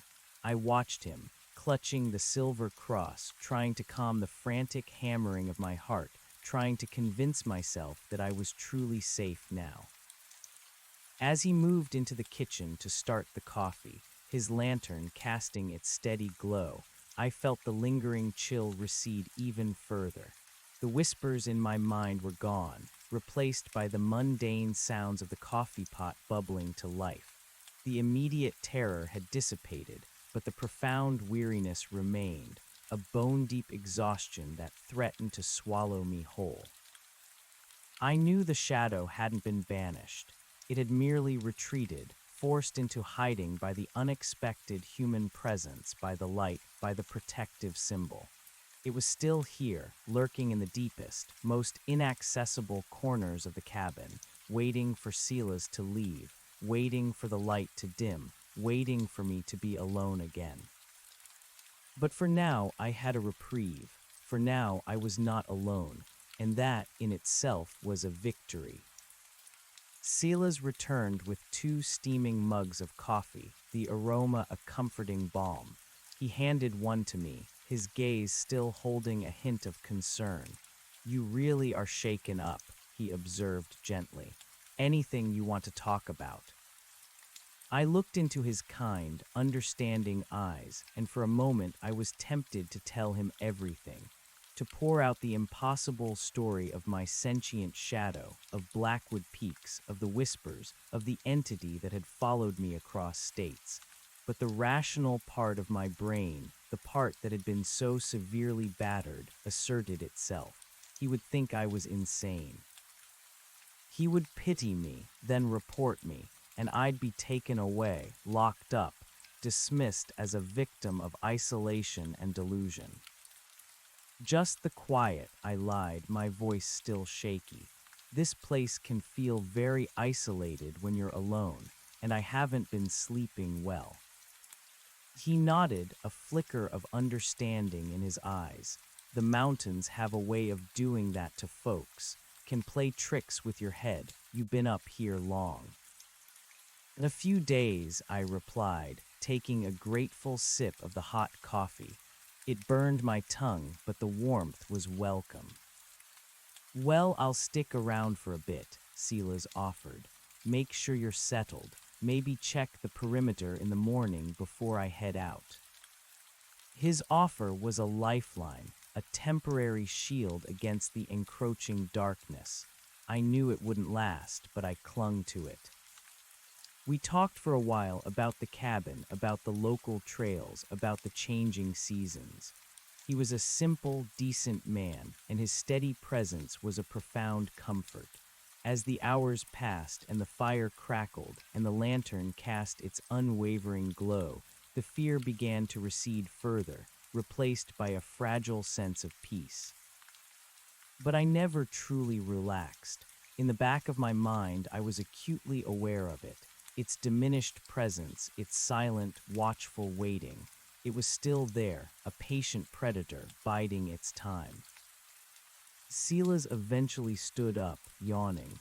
"Well, I should let you get some rest. I'll camp just outside by my truck. Give a shout if you need anything." Panic flared in my chest. Alone again, the whispers would return. The cold would envelop me. "Wait," I said, my voice urgent, more desperate than I intended. Could you leave the lantern?" He paused, looking at me, then at the lantern, then back at me. He seemed to understand more than I was saying.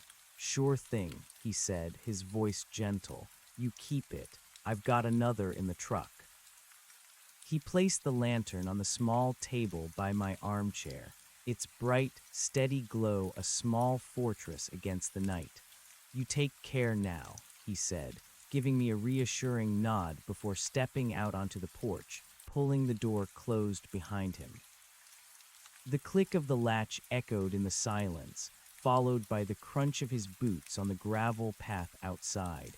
Then nothing, just the flickering fire, the steady light of the lantern, and the oppressive silence of the forest. I was alone again, but I had the light, and the silver cross still clutched tightly in my hand. I spent the rest of the night awake, staring at the lantern, at the fire, listening. I felt it, a cold, formless presence, still lurking in the unlit corners of the cabin, but it remained subdued, hidden. The whispers were gone. The direct terror was gone, but the chilling awareness, the certainty of its presence, remained. As dawn approached, the first rays of sunlight filtering through the curtains, the cabin slowly brightened. I watched, exhausted, as my shadow, the normal, obedient one, slowly began to appear on the floor. It moved with me as I stood up, stretching my stiff, aching muscles. Silas returned later that morning, just as he promised, to check on me. He found me pale, exhausted, but alive. He seemed to sense that something profound had happened, even if I couldn't articulate it. He offered to stay a bit longer, but I declined. I needed to think. I needed to plan. After he left, I packed a few more essentials, including the silver cross and the lantern. I left the old cabin, its familiar comfort now tainted by the memory of the shadow's terrifying manifestation. I knew what I had to do. I couldn't fight it with light alone, not anymore. And I couldn't starve it into submission if it was learning to feed on other things, to adapt to my every attempt at defense. I needed to sever the link. The book had mentioned a profound spiritual cleansing, a complete energetic reset. It had seemed vague, impractical.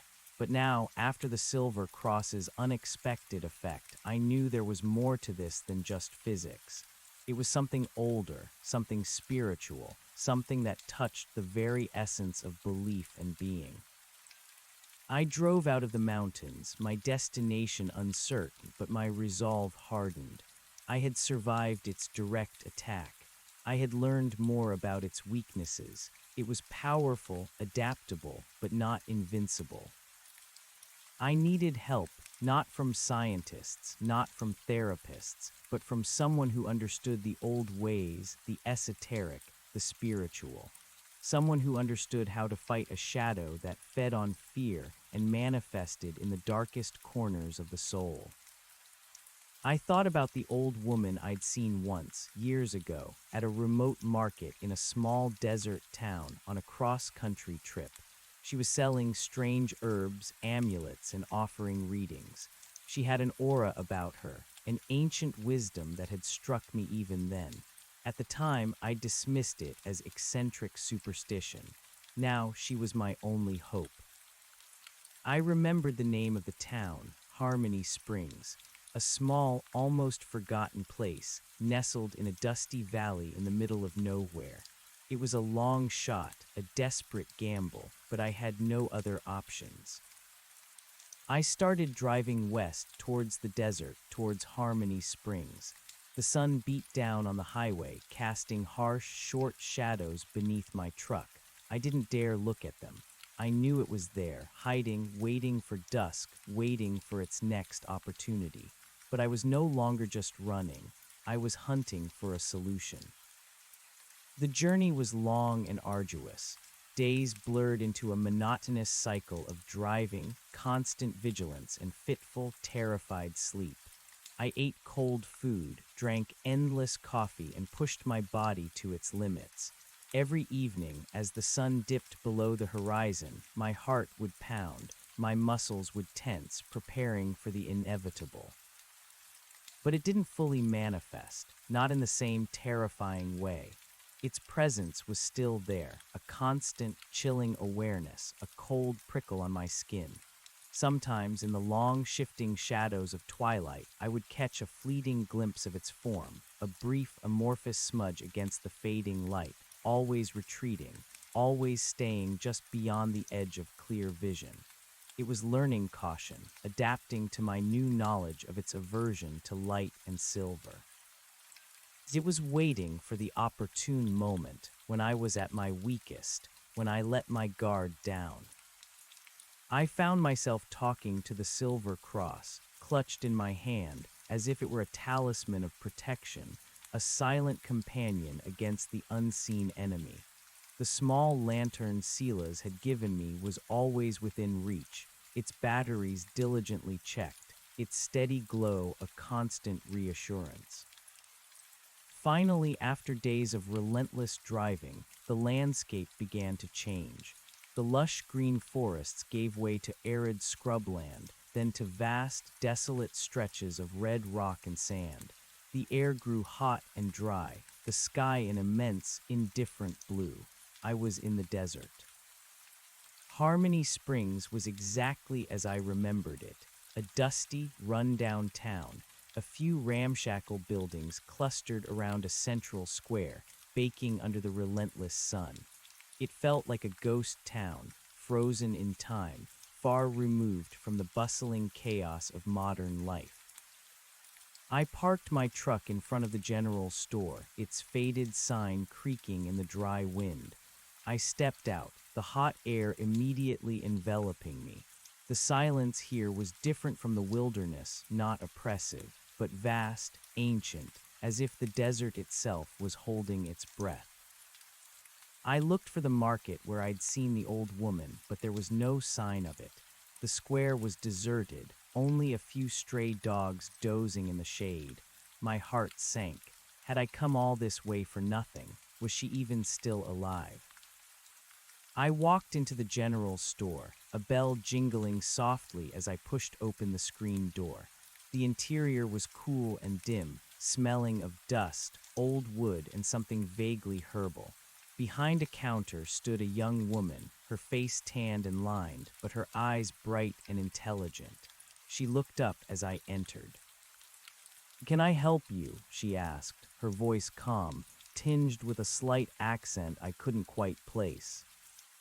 "I'm looking for someone," I began, my voice hoarse from the long drive and suppressed fear.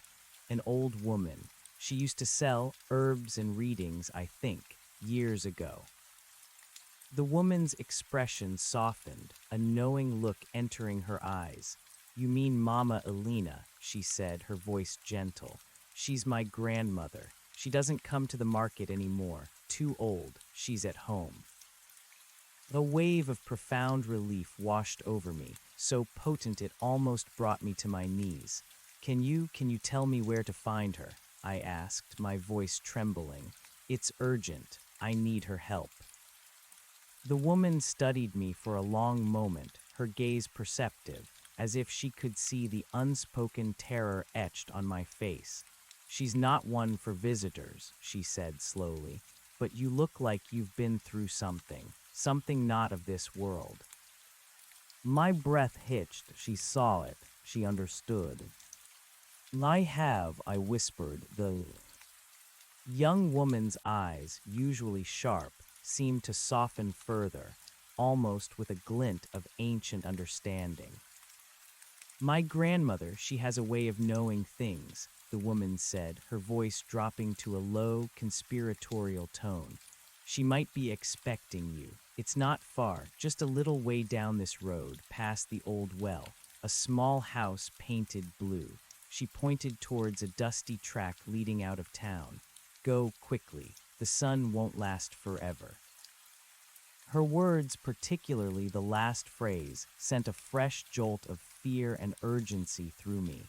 She knew.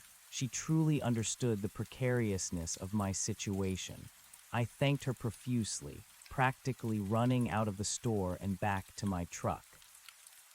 The blue house was exactly as she described, nestled among thorny desert bushes, a solitary splash of color against the ochre landscape. It looked ancient, sun-baked, but well-maintained. A faint wisp of smoke curled from its chimney, despite the heat, and I could smell the distinct aroma of burning herbs. I parked the Ranger in the dusty yard and approached the front door. It was made of thick, weathered wood, adorned with several small, intricately carved symbols I didn't recognize. I hesitated, my hand raised to knock, a sudden apprehension washing over me. What if this was another dead end? What if she couldn't help? What if she dismissed me as a madwoman? Before I could knock, the door creaked open. A woman stood there, small and frail, her skin like ancient parchment, her face a roadmap of wrinkles. Her eyes, however, were startlingly bright, a deep, intelligent brown that seemed to pierce right through me, seeing everything I had endured. She was older than I remembered, her white hair braided with thin strands of colorful fabric, her hands gnarled and bony, but radiating a strange, almost tangible energy. She wore simple, dark clothing, a silver amulet resting on her chest. "Come in, child," Mama Elena said, her voice surprisingly strong, a low rumble that seemed to carry the weight of years. There was no surprise in her tone, no question of who I was or why I was there. It was as if she had indeed been expecting me. "You've brought a heavy guest with you." My breath caught in my throat. She knew. Without me saying a single word, she knew. I stepped inside the cabin, the heavy wooden door closing softly behind me, muffling the sounds of the desert. The interior was dim, filled with the same herbal scent I'd noticed outside, mingled with the earthy aroma of dried plants and something else, something metallic and sharp like ozone. Shelves lined the walls, crammed with jars of strange powders, bundles of dried herbs, polished stones, and cryptic artifacts. Candles flickered in various corners, casting dancing shadows that felt oddly benign, almost protective. Mama Elena led me to a small, low table covered in a woven cloth, motioning for me to sit on a cushion opposite her. I complied, my legs feeling weak, my mind reeling. "It has followed you far," she began, her eyes still fixed on mine, unwavering. "From the cold peaks to the dry lands. It is a persistent one, this whispering shadow." The casual way she spoke its name, without fear, without hesitation, was both unsettling and strangely reassuring. "You know what it is," I whispered, my voice barely audible. She nodded slowly. "Oh yes, child. These lands, they hold many old stories, and some of those stories they walk in the night. The whispering shadow is an old tale, a hungry one, born of fear, sustained by dread. It feeds on your suffering, on your isolation. It grows stronger with every moment you believe yourself helpless against it." I tried to fight it, I said, recounting my desperate attempts with the flashlight, the silver cross, the futile meditation. I thought I banished it, but it came back, stronger. It whispered to me. It followed me into my home. Mama Elena listened patiently, her gaze never leaving mine, her ancient eyes absorbing every detail of my fragmented tale. When I finished, she sighed, a deep, weary sound. "You fought well with the tools you knew," she said, "but it is a creature of another realm, child. It does not obey your science, and its hunger, it is insatiable. Every victory it achieves against you, every fear it ignites becomes a part of its being. It learns from you. It adapts." It did, I confirmed, a fresh wave of despair washing over me. It learned to hide in the light, to whisper, to play tricks with my mind. "Yes," she agreed, "it is growing, becoming more cunning. It seeks to consume your spirit, to replace you entirely. It wants your life, your breath, your very essence." The starkness of her words, delivered without melodrama, was terrifying. My shadow wasn't just a companion, it was a slow, deliberate killer. Is there anything I can do?" I pleaded, my voice cracking. "I don't want to die. I can't live like this." Mama Elena reached across the table, her gnarled hand gently covering mine. Her touch was surprisingly warm, radiating a deep, calming energy that seemed to momentarily push back the cold dread. "There is always a way, child," she said, her voice firm. "But it will not be easy. You have fought it with external forces. Now you must fight it with internal strength. It thrives on your fear. You must learn to starve it." I tried to meditate, to create a void, I said, but the whispers, they broke through, and it grew stronger. "Because you tried to ignore it," she corrected gently. "Ignoring is still acknowledging. Fear is still emotion. You cannot simply turn away. You must confront it, but not with your physical self, with your spirit. You must deny it the sustenance it craves." She paused, her eyes searching mine. "Do you know why it follows you? Why it chose you in the first place?" I shook my head. "I have no idea. I was just camping." alone, it just appeared. The Blackwood Peaks, she murmured, a place of ancient sorrow, as you now know. This type of shadow, it latches onto those who carry a resonance with that sorrow. A hidden sadness, a quiet despair, a feeling of profound loneliness. You sought isolation, yes. You craved escape from your noisy city life. And in that raw, vulnerable state, you opened a door. Her words hit me like a physical blow, a hidden sadness, a quiet despair. I had always prided myself on my self-reliance, my independence, but perhaps, deep down, there was an emptiness I had refused to acknowledge. The very solitude I sought had been my undoing. "So it's my fault," I whispered, a fresh wave of shame and self-blame washing over me. "No, child," Mama Elena said firmly. "Never your fault. It is a predator. It senses weakness. It exploits vulnerability. It is not an indictment of your soul, but a cruel twist of fate that you were in the wrong place at the wrong time, carrying the right kind of light within you for it to feed upon." She withdrew her hand, reaching for a small, intricately carved wooden box on the table. She opened it, revealing several small, dark, crystalline stones, gleaming faintly even in the dim light. "These are obsidian," she explained. "Earth's oldest tears, they call them. They absorb negativity, fear, sorrow. But they are not a weapon. They are a shield.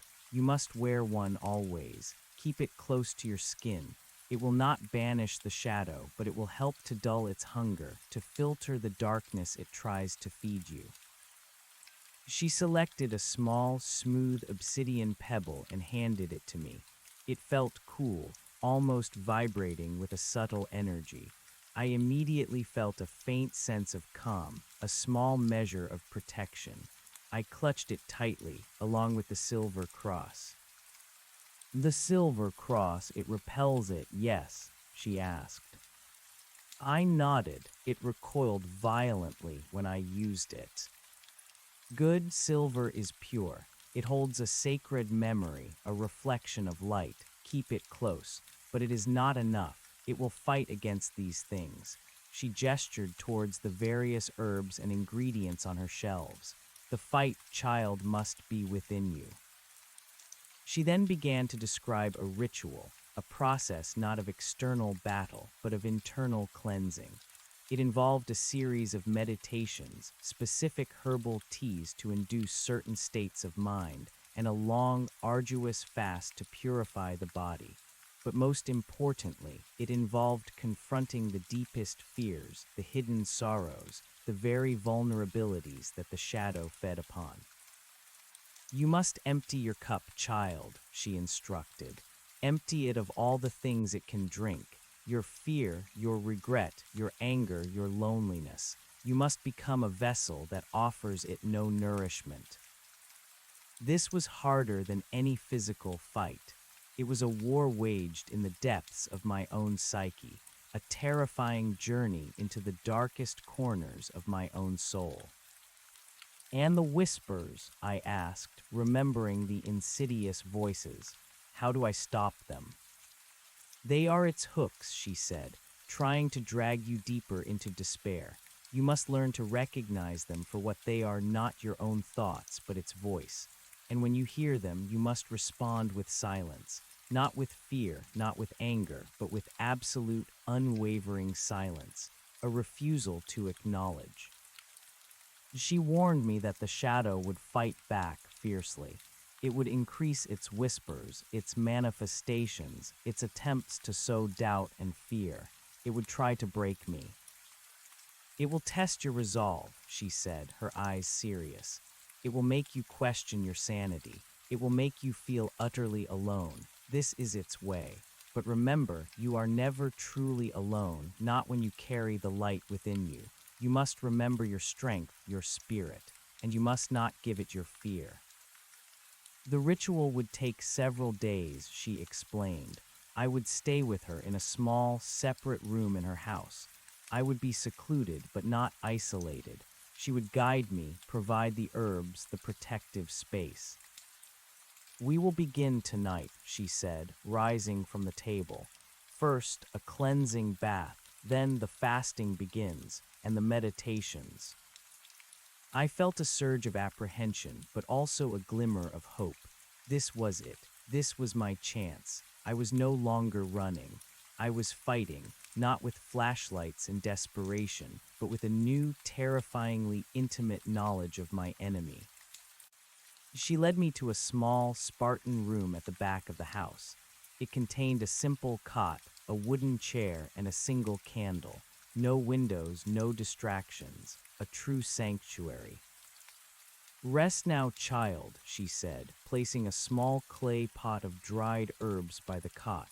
"When the sun begins to set, the cleansing bath will be ready, and then we begin." I lay on the cot, clutching the obsidian and the silver cross, the subtle hum of their combined energy a fragile comfort against the oppressive presence I still felt. It was there, I knew, hiding, diminished by Mama Alina's proximity, by the protective aura of the house, by the faint afternoon light filtering under the door. But it was waiting. As the day began to fade, Mama Alina returned, leading me to a small, stone-lined room with a large wooden tub. The air was thick with fragrant steam from a mixture of herbs and salts she had prepared. She instructed me to immerse myself, to let the water cleanse not just my body, but my mind, to release the fear and tension that had accumulated within me. The bath was incredibly soothing, the warm water and fragrant steam a stark contrast to the cold dread that had become my constant companion. I felt some of the tension drain from my shoulders, a faint sense of calm replacing the frantic energy that had fueled me for days. After the bath, wrapped in a simple cotton robe, I returned to my room. Mama Alina brought me a small cup of bitter, earthy tea. "For clarity of mind," she explained. "It will help you focus, even as the hunger takes hold." The hunger, the fasting, it would be another challenge, another way for the shadow to test my resolve, to make me feel weak and vulnerable. As the last sliver of sun dipped below the horizon, plunging the desert into twilight, I felt the familiar shift. The air grew colder, heavier, even in the insulated room. The single candle flame seemed to dim slightly, its light absorbed by the encroaching presence. I sat on my cot, cross-legged, the obsidian clutched in one hand, the silver cross in the other. I closed my eyes, focusing on my breathing, trying to empty my mind as Mama Alina had instructed. The whispers began almost immediately. Faint at first, a sibilant murmur just at the edge of my hearing, weaving insidious threads of doubt and fear into the fabric of my thoughts. "You're alone, this won't work. She can't help you, you're weak. It's inside you now." I fought back not with anger or fear, but with silence. I pushed the thoughts away, acknowledging them as external, as its voice, not my own. It was a mental battle, a fierce tug-of-war for control of my own mind. The whispers grew louder, more insistent, morphing into a chaotic chorus of distorted voices, each one mocking, despairing, designed to break my resolve. I could feel its presence pressing in on me, a cold weight against my closed eyelids. I could almost see its form, a towering silhouette of pure darkness, lurking just beyond my sight. My body began to tremble. My heart pounded, a frantic drum against my ribs. The urge to open my eyes, to scream, to run, was almost overwhelming. This was far worse than any direct physical threat. This was an invasion of my innermost self. But Mama Alina's words echoed in my mind. Deny it the sustenance it craves. A refusal to acknowledge. I held on fiercely. I focused on the feeling of the obsidian in my hand, its cool, steady presence. I focused on the silver cross, a symbol of light and purity. I focused on my breathing, on the slow, steady rhythm of life within me. Hours passed, the battle raged. The whispers ebbed and flowed, sometimes receding to a faint murmur, sometimes swelling into an unbearable roar. I felt tears streaming down my face, but I didn't open my eyes. I didn't give in. Toward dawn, the whispers finally began to recede. The oppressive cold lessened. The pressure against my mind began to lift. I felt utterly exhausted, drained to my very core, but I had held my ground. I had not given it my fear. When I finally opened my eyes, the room was bathed in the pale, ethereal light of pre-dawn. The candle had burned down to a stub, but the cold dread was gone. The whispers were gone. I felt a fragile, tenuous sense of victory. Mama Alina entered the room shortly after, carrying another cup of bitter tea and a small bowl of thin gruel. Her eyes scanned my face, a gentle smile gracing her lips. "You did well, child," she said, her voice soft. "You survived the first night." The gruel, though bland, was a welcome warmth in my empty stomach. The tea helped clear the lingering fog of battle from my mind. The next few days followed a similar pattern. Fasting, meditation, herbal teas, and the nightly battle against the whispering shadows' insidious mental attacks. Each night it returned, fiercer than before, testing my resolve with new forms of psychological torment. It showed me visions of my deepest regrets, my greatest failures, my most profound fears. It tried to break me with despair, with loneliness, with the crushing weight of my own perceived inadequacies. But each night I held on. I clutched the obsidian and the silver, focusing on Mama Alina's words, on the internal light I had to cultivate. It was excruciating. I often woke in a cold sweat, screaming silently, my body trembling, but I never opened my eyes, never gave in to its demands for fear. Mama Alina was a constant, steady presence.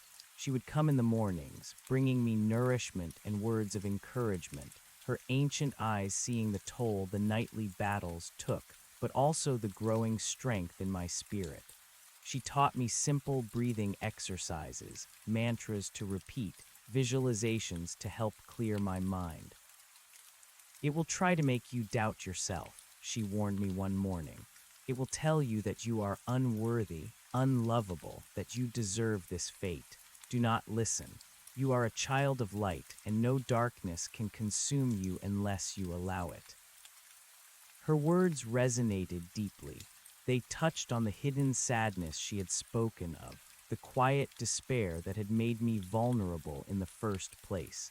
This wasn't just about fighting a shadow. It was about healing myself, about confronting my own internal demons. As the days passed, I noticed a subtle shift. The whispers, though still present, seemed to lose some of their power. They still tried to invade my mind, but I was becoming more adept at recognizing them, at pushing them back, at refusing to acknowledge their presence. The obsidian felt warmer in my hand, as if it were actively working to absorb the negative energy. The silver cross seemed to hum with a faint, protective energy. I was getting stronger, and the shadow I sensed was growing frustrated. Its attacks became less coherent, more desperate. The whispers would often devolve into harsh, guttural snarls, filled with impotent rage. It was losing its grip. On the fifth night, as the sun set, the air in the room grew cold, heavy as usual. But this time I was ready. I sat cross-legged, my breath even, my mind clear, the obsidian and silver clutched firmly. The whispers began, but they were weak, fractured, lacking their usual insidious power. I felt its presence, immense and enraged, pressing in on me, but it couldn't break through my mental defenses. It slammed against my mind like waves against a rock, but the rock held firm. I focused on a visualization Mama Alina had taught me, imagining myself as a vessel of pure, unwavering light, absorbing all fear, all negativity, and transmuting it into peace. I imagined a brilliant, radiant light emanating from my core, pushing back against the encroaching darkness. The shadow shrieked, not a mental shriek this time, but a real, physical sound that vibrated through the room, through the floorboards, through my very bones. It was a sound of pure agony, of an entity being starved, being undone. The cold intensified, a final, desperate burst of power trying to shatter my resolve. The candle flame flickered wildly, threatening to extinguish, but I held fast, my eyes still closed, my focus unwavering. Then the cold began to recede, the oppressive pressure lifted, the whispers died away, replaced by silence. A profound, absolute silence, unlike any I had experienced before. Not the expectant silence of the wilderness, not the heavy silence of dread, but a true, complete absence of its presence. I opened my eyes slowly. The candle burned steadily. The room was still peaceful. The air felt lighter, cleaner, warmer. The overwhelming sense of dread was gone, completely, utterly gone. I sat there trembling, tears streaming down my face, but this time they were tears of profound relief, of exhausted triumph. I had done it. I had survived. I had banished the whispering shadow. Mama Alina entered the room, her face illuminated by a gentle smile. She didn't need to ask. She knew. "It is done, child," she said softly, her voice filled with quiet wisdom. "It has been driven back, its hunger extinguished, its connection to you severed. It will trouble you no more." I couldn't speak, only nod, choked with emotion. "It will retreat to the deep places now," she continued, "to the places of sorrow where it was born. It will seek other vessels, other fears, but not yours. You are clean now." She sat beside me, her hand resting on my shoulder. The battle, it was never truly about fighting it externally.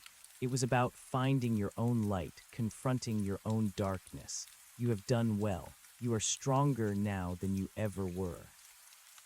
I spent another day recovering at Mama Alina's house, slowly regaining my strength, allowing the relief to truly sink in. I ate, I slept deeply and peacefully for the first time in what felt like an eternity. The nightmares were gone. The whispers were gone. The chilling presence was gone. Before I left, Mama Alina gave me a small leather pouch filled with dried herbs. "Burn these once a month," she instructed, "for protection, and keep the obsidian and the silver close. They are a reminder of your strength and a deterrent to any lingering darkness." I thanked her, tears in my eyes, trying to express the depth of my gratitude. She had saved my life, saved my sanity. "Go now, child," she said, her eyes warm. "Live your life, embrace the light. And remember, solitude is a gift, but isolation can be a trap." I drove away from Harmony Springs, leaving the blue house and the wise old woman behind, a profound sense of peace settling over me. The desert stretched out, immense and beautiful, under a brilliant, indifferent sun. I glanced down. My shadow was there, beneath my feet, perfectly normal, perfectly obedient. And for the first time, I looked at it without fear, without dread. It was just a shadow. The journey home was different. I was still exhausted, but the exhaustion was pure physical weariness, not the soul-deep drain of constant terror. I stopped at motels, slept in actual beds, and ate proper meals. I still kept the obsidian and silver close, not out of fear, but as a reminder, a talisman of my journey. I reached my city, my apartment, a new person. The world seemed brighter, sharper, more vivid.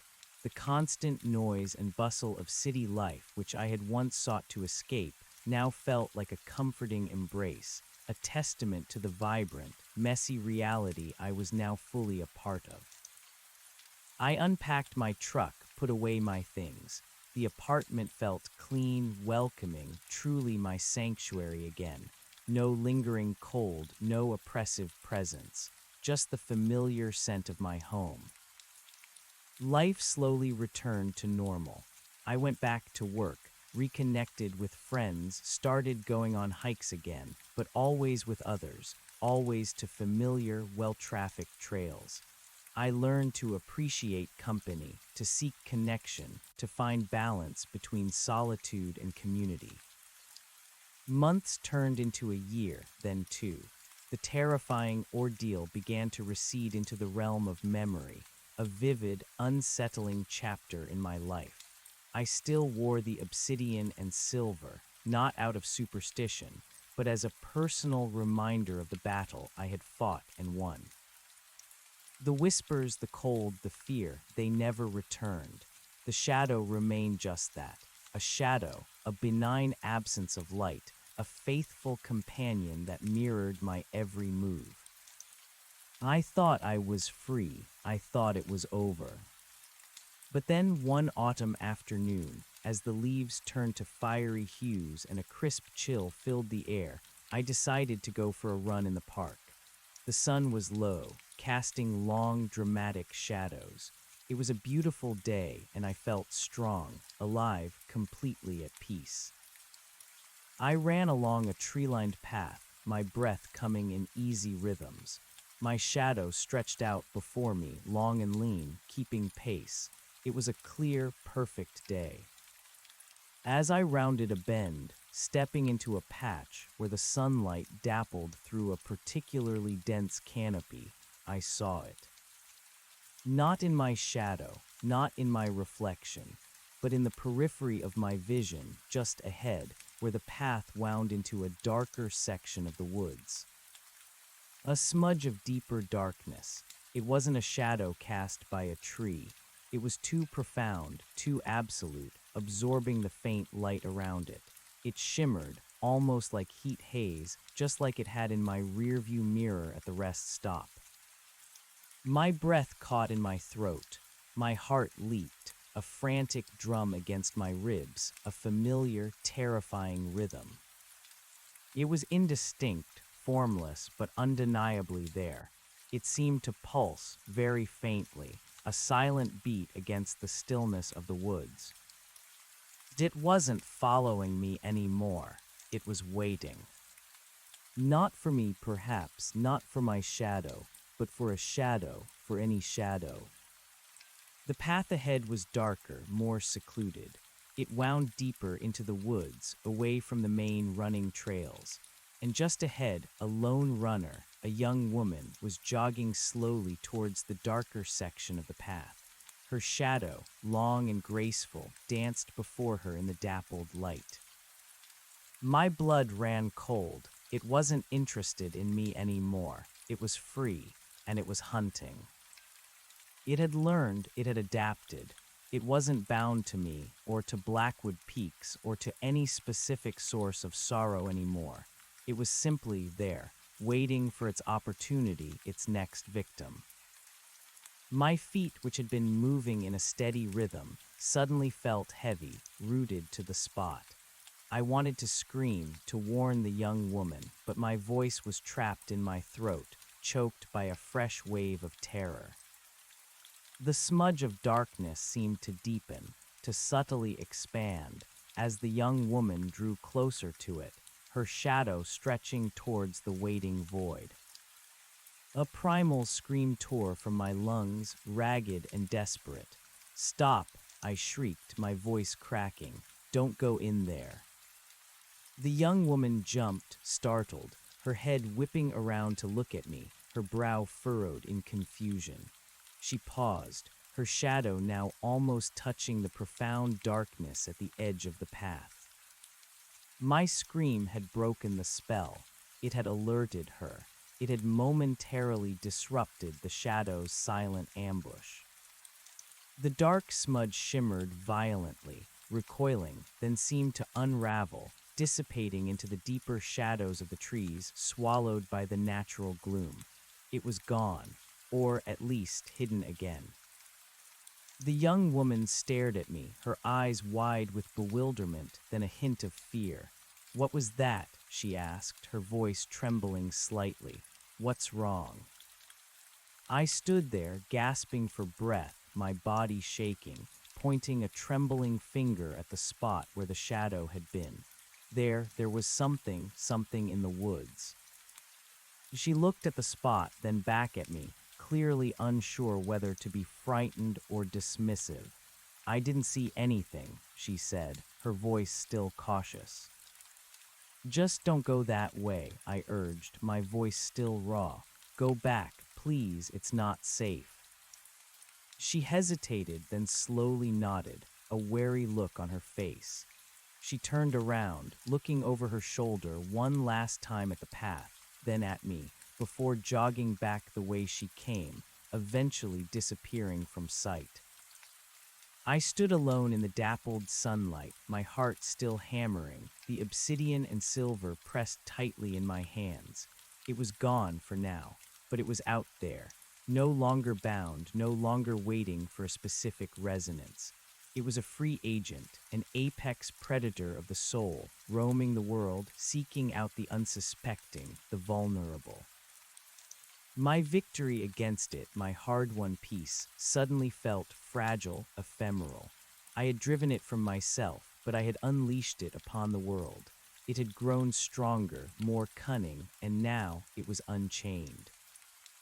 The true horror had only just begun. I had inadvertently set a monster loose, and it wasn't going to stop. It would find others, it would feed, it would grow. I walked home slowly, the weight of this new, terrifying knowledge settling heavily on my shoulders. I was no longer a victim, but I was also no longer safe. I was a witness, a survivor, and now perhaps a reluctant guardian, forever bound by the knowledge of what lurked just beyond the light. My apartment, usually a haven, now felt different. I saw shadows everywhere, even in the brightest rooms. I kept the lights on always. I avoided windows at night. I scrutinized every flicker of movement, every subtle shift in light. I knew it was out there, and I knew it was still learning. The incident in the park was not isolated. Weeks later, I heard news reports of strange disappearances, of people found wandering disoriented in remote areas, plagued by unexplainable fear, by whispers they couldn't describe. The stories were vague, easily dismissed as mental health crises or unfortunate accidents. But I knew what was happening. It had adapted, it had learned to blend, to move invisibly through the everyday world, picking its moments. It was no longer confined to the mountains or the desert. It was everywhere, and it was everywhere because I had taught it how to be. The guilt was a heavy, constant companion, a new kind of shadow clinging to my soul. I had survived, but at what cost? I had rid myself of a monster, only to set it free to terrorize others. I began to research again, frantically, not just about shadows, but about all kinds of esoteric lore, about entities that crossed into our world, about banishment rituals, about protective wards. I spent sleepless nights poring over texts, searching for any scrap of knowledge, any lost ritual, any forgotten truth that could possibly counter this ubiquitous evil. My apartment became a fortress, not against physical intruders, but against the unseen. Salt lines adorned windowsills and doorways, herbs smoldered in censers, and the silver cross, along with the obsidian, never left my side.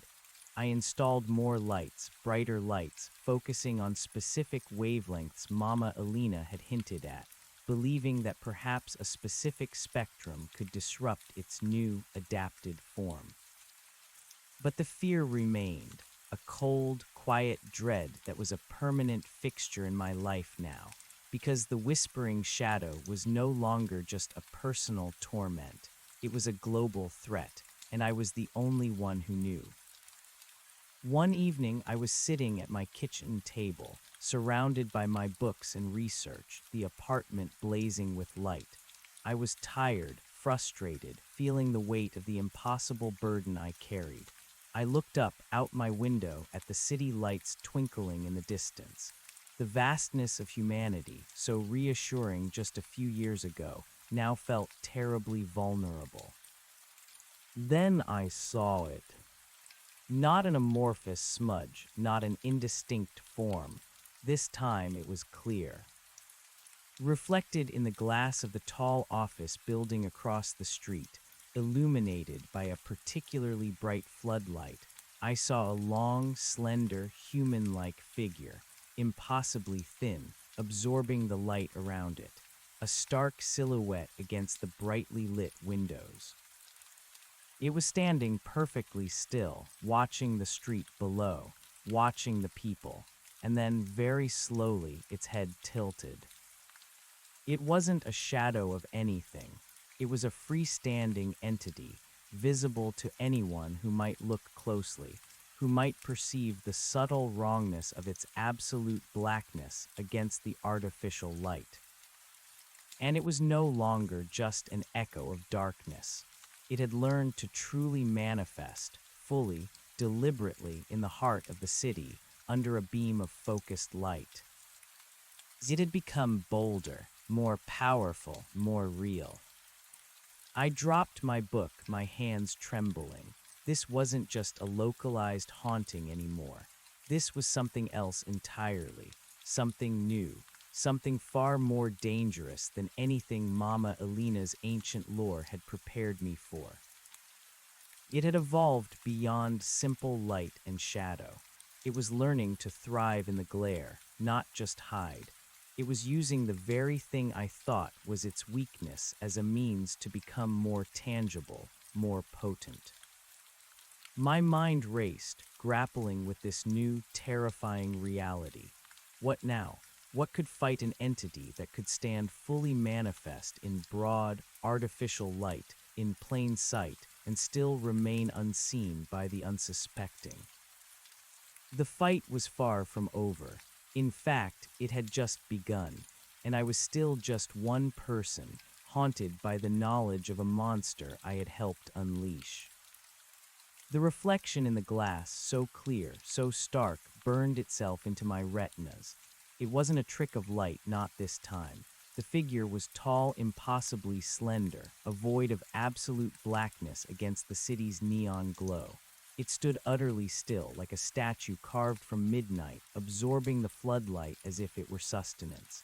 My breath hitched, a cold, sharp pain lancing through my chest.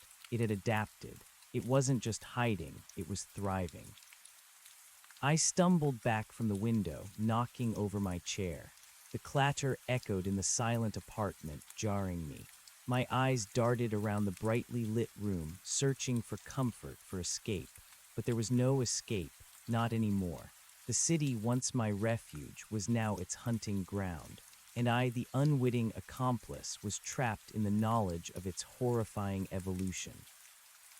My mind raced, a frantic torrent of questions and terrifying possibilities. How could it manifest so clearly, so powerfully under such direct light?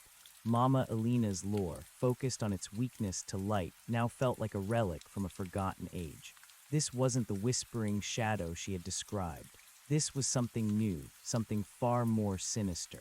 It had learned to use the very thing I thought was its bane as a catalyst for its power. I rushed to my closet, pulling out my tactical flashlight, my hands trembling. It felt flimsy, inadequate now. I clicked it on, its blinding beam cutting through the already bright apartment. I swept it across the walls into corners under furniture, a desperate, futile gesture. I knew it wouldn't be here, not like that. It was out there, in plain sight, and yet invisible to everyone but me. The night stretched on, an agonizing blur of frantic research and mounting dread. I scoured my books, my notes, anything I could find, searching for any mention of entities that thrived in light, that evolved beyond their natural limitations. There was nothing. Every text, every legend, every scientific theory failed to account for this. Sleep was a luxury I couldn't afford. Every distant siren, every rustle of leaves outside my window made me jump. I kept checking the reflection in the office building, but the figure was gone. It had moved. It was out there, a silent hunter in the urban jungle, and I was the only one who saw its prey. The next morning I was a wreck. My body ached, my eyes burned, and my mind felt stretched to its breaking point. But I couldn't give up. I had to do something.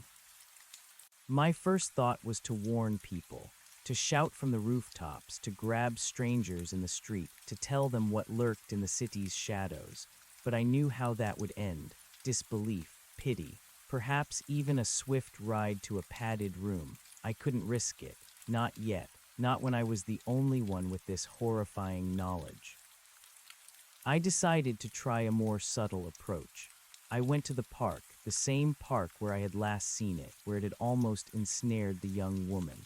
I walked the path, my senses on high alert, the obsidian and silver clutched tightly in my pocket. I watched every shadow, every dappled patch of light, every flicker of movement. I saw nothing. Not the profound black smudge, not the shimmering heat haze. It was hidden, or it was elsewhere.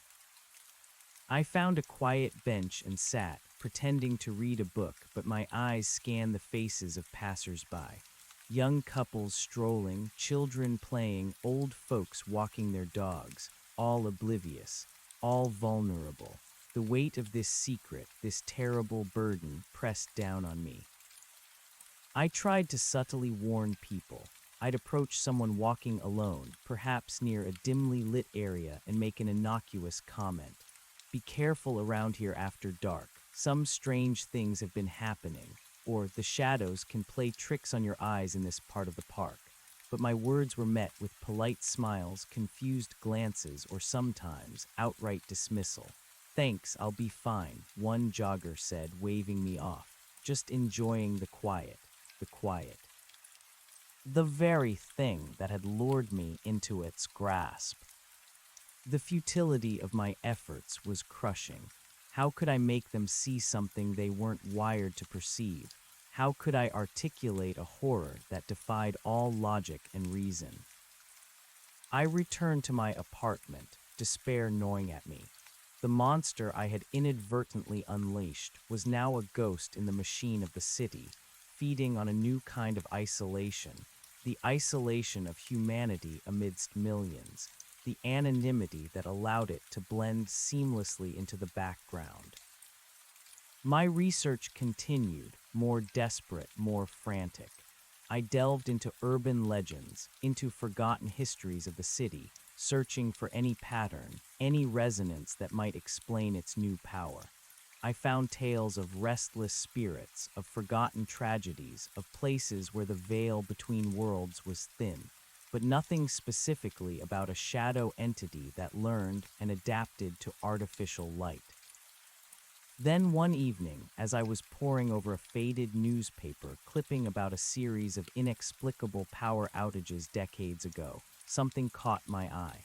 The outages had occurred in specific districts, always at night, always accompanied by a strange drop in temperature and a vague sense of unease reported by residents. The official explanation was faulty wiring, but the pattern was too precise, too localized. And the areas of the outages. They were now bustling commercial districts, brightly lit with floodlights and neon signs, like the one where I had seen the shadow manifest. A terrifying hypothesis began to form in my mind. What if it wasn't just light it was using, but power, the sheer electrical energy of a city, the grid that hummed with life, fueling every lamp, every sign, every building? Could it be drawing sustenance not just from fear, but from the raw energy of the city itself? The power outages could have been its early, clumsy attempts to feed, to learn how to manipulate the energy around it. This changed everything. If it fed on electrical power, then its presence in the city wasn't just opportunistic. It was a deliberate strategic move. It wasn't just hiding in the light, it was consuming it, transforming it into its own substance, its own strength. I remembered Mama Elena's words, "You must empty your cup, child. Empty it of all the things it can drink." If it was drinking fear and power, how could I possibly empty the city of power? It was impossible. But perhaps I could disrupt its consumption. If it was drawing on the grid, could I overload it? Or could I find a counter-frequency? My scientific background, previously useless against the supernatural, now felt like a desperate, flimsy shield. I decided to start small. I focused on my own apartment. I bought every kind of energy monitoring device I could find, setting them up around my home, watching for any fluctuations, any subtle drain. I was looking for a ghost in the electrical current, an unseen entity siphoning power from my very walls. The first few days yielded nothing. The readings were normal, the energy consumption stable. I felt foolish, chasing after invisible currents, my sanity stretched thin. But the chill in the air, the cold prickle on my skin, the constant awareness of its lurking presence, these were real. Then late one night, as I sat hunched over my laptop, comparing data, the lights flickered. Just for a second. The energy monitor I had placed by the main circuit breaker spiked, then dipped, then returned to normal. A small, almost imperceptible surge and drain.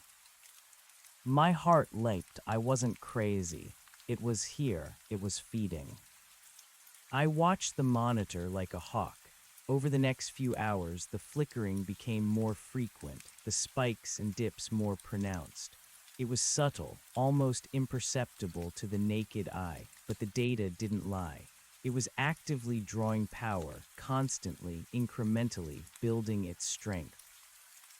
This confirmed my terrifying hypothesis. It was feeding on the city, and its ability to manifest in the light was a direct result of this new diet. I realized then that my current approach was backwards. I had been trying to flood my apartment with light to banish it, but if it was feeding on that light, I was only making it stronger, more comfortable. I needed to cut off its food source, but how? Shutting down the entire city grid was impossible. I remembered Mama Elena's warning about the absence of self, a void. If it was a parasite, feeding on my fear and now the city's energy, perhaps I needed to become energetically quiet, to reduce my own footprint, both emotional and electrical. I began to systematically unplug everything in my apartment that wasn't essential. The television, the microwave, the unnecessary lamps, the charging devices. I even turned off the main circuit breaker to my apartment for hours at a time, plunging my home into darkness, relying on candles and my battery-powered lantern. The first night was terrifying. The darkness was profound, the silence absolute, amplifying the constant sense of its presence. The whispers returned, faint at first, then growing louder, testing my resolve. You're weak, you can't escape, you're alone in the dark. But this time I had a new understanding. I knew it was feeding, and by cutting off its energy source, I was fighting back in a way it might not expect. I clutched the obsidian and silver, closing my eyes and focused on Mama Elena's teachings. I emptied my mind, not of fear, but of energy. I imagined myself as a drain, not a source, a void that offered nothing. The whispers intensified, but they lacked the same insidious power. They were still malicious, but they felt frantic, desperate. I sensed its frustration, its confusion. It was attacking, but its hooks weren't finding purchase. Hours crawled by. My body ached, my eyes burned, but I held on. The energy monitor, running on its own small battery, showed no spikes, no dips. It was quiet. It wasn't feeding, or if it was struggling. Towards dawn, the whispers faded. The cold began to recede. The oppressive presence, though still there, felt weaker, less defined. I had survived the night, and I had learned something crucial.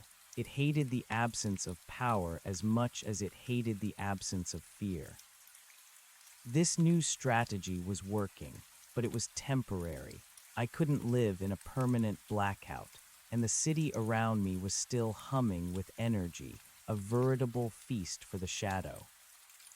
I needed to find a way to disrupt its feeding on a larger scale. This was beyond folklore. This was entering the realm of physics, of energy manipulation. I needed specialized knowledge, and I knew exactly where to find it. My old university. I had studied electrical engineering before switching majors a long time ago, but I still knew people there. Professors, former classmates, experts in fields like electromagnetism and quantum mechanics. I needed to approach them carefully, subtly, without revealing the impossible truth. I drafted a series of complex theoretical questions, couched in academic jargon, about anomalous energy drains, about unseen parasitic entities that could siphon power from a grid, about obscure atmospheric phenomena. I framed it as a thought experiment, a hypothetical scenario for a fictional project. My former mentor, Professor Alastair Finch, was the first person I contacted. He was a brilliant, eccentric man, known for his open-mindedness and his willingness to entertain unusual ideas. I scheduled an appointment, my heart pounding with a mixture of hope and trepidation.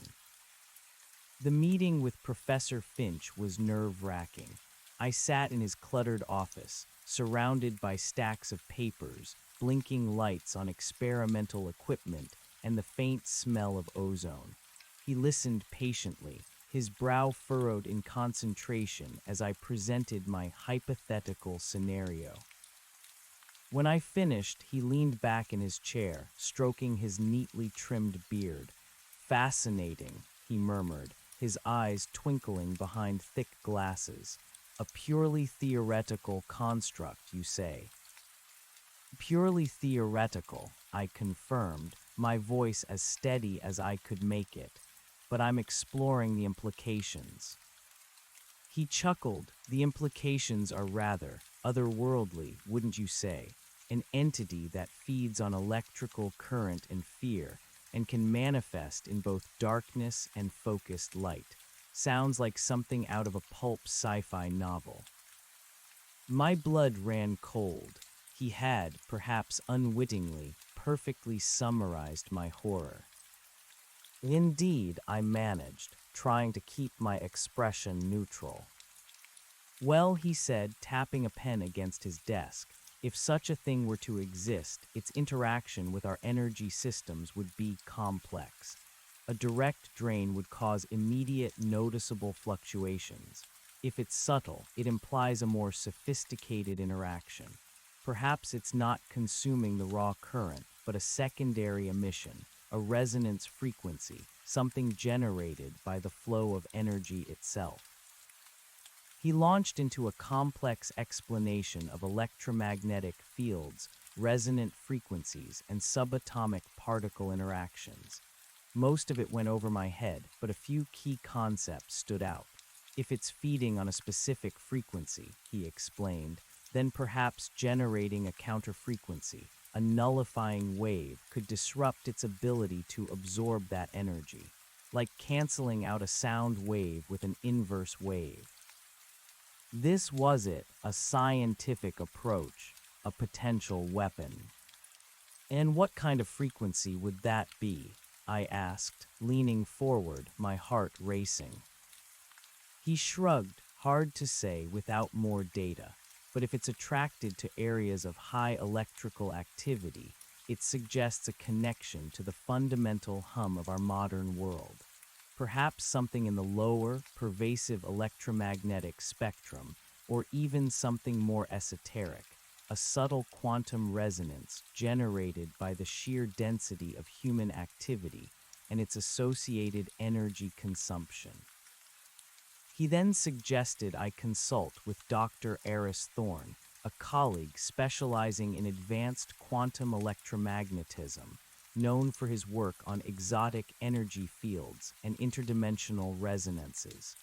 He's a bit out there, Professor Finch admitted with a grin, but if anyone would entertain the notion of a parasitic energy entity, it would be Eris. Leaving Professor Finch's office, I felt a surge of renewed hope, mixed with a chilling confirmation of my fears. The shadow was adapting to the very fabric of our modern world, but now I had a direction, a potential way to fight back. Dr. Thorne's laboratory was a maze of humming machinery, blinking lights, and intricate wiring. He was younger than Professor Finch, with a wild shock of unkempt hair and eyes that burned with an almost feverish intensity. He listened to my hypothetical scenario with an almost alarming lack of skepticism. "Fascinating," he repeated, his gaze fixed on a complex diagram on a whiteboard. "So, an entity that exists in a state of quantum entanglement with its host, initially feeding on psychological stress, then evolving to siphon ambient electromagnetic energy, enabling a higher fidelity manifestation in localized high-energy environments." He spoke as if describing a new species of subatomic particle, not a sentient shadow monster. My jaw dropped. He understood. He actually understood. "Yes," I breathed, barely able to speak. "Exactly." He turned to me, a wild excitement in his eyes. "The Blackwood Peaks, you say, sites of natural resonance, often correlated with localized quantum fluctuations. It would have anchored itself to you as a primary resonant frequency, then used that link to explore the larger energy landscape. Your attempts to banish it with light simply taught it how to process that energy. It adapted." "Can it be stopped?" I asked, my voice trembling with urgency. He paced the room, his mind clearly racing. "If it's feeding on a resonant frequency, we can counter it. We can generate an anti-frequency, a destructive wave that collapses its energetic structure. But the challenge is precision. We need to identify its exact resonance signature, its energetic fingerprint." "How do we do that?" "We observe it," he said, his eyes gleaming. "We get a direct reading while it's active. We build a device, a resonant frequency emitter, something capable of generating a powerful, specific counterwave." The plan was audacious, dangerous, and terrifyingly scientific. It meant intentionally provoking the shadow, drawing it out, while simultaneously trying to measure its energetic signature. It meant putting myself, and potentially Dr. Thorne, in direct harm's way. "I can do it," I said, a grim determination settling over me. "I can draw it out. I've been doing it for months." Dr. Thorne studied me for a moment, a flicker of concern in his intense gaze. "This is highly experimental, potentially catastrophic. There's no telling what disrupting its energetic signature could do, or how it might react." "I know," I replied, my voice steady, "but it's hunting, it's growing. We can't let it continue." He nodded slowly, a deep understanding passing between us. "All right," he said, a new resolve in his tone. "Then we work fast. We'll need a controlled environment, a place with high ambient energy, where we can monitor its activity without endangering the public." He suggested a disused, abandoned power substation on the outskirts of the city. It was still connected to the grid, but isolated, surrounded by a high fence, rarely visited. Perfect. A concentrated energy source, but contained. Over the next few weeks, Dr. Thorne and I worked tirelessly. I spent my days reading every relevant scientific paper he could provide, trying to understand the intricacies of quantum electromagnetism. My nights were spent on the edges of the city, monitoring energy fluctuations, trying to anticipate the shadow's next moves, trying to learn its habits. Dr. Thorne, meanwhile, designed and began constructing a complex device, a resonant frequency emitter, a powerful piece of equipment designed to generate precise, high-energy counterwaves. It was a bulky, metallic contraption, bristling with antennae, coils, and blinking lights, looking more like something out of a mad scientist's lab than a conventional piece of equipment. My apartment, once a haven of fear, was now a base of operations. The salt lines and herbs still adorned my windows, but now they were accompanied by electromagnetic sensors, spectrum analyzers, and a constant stream of data flowing from Dr. Thorne's lab. The shadow, meanwhile, continued its subtle incursions into the city. The news reports grew more frequent, more unsettling.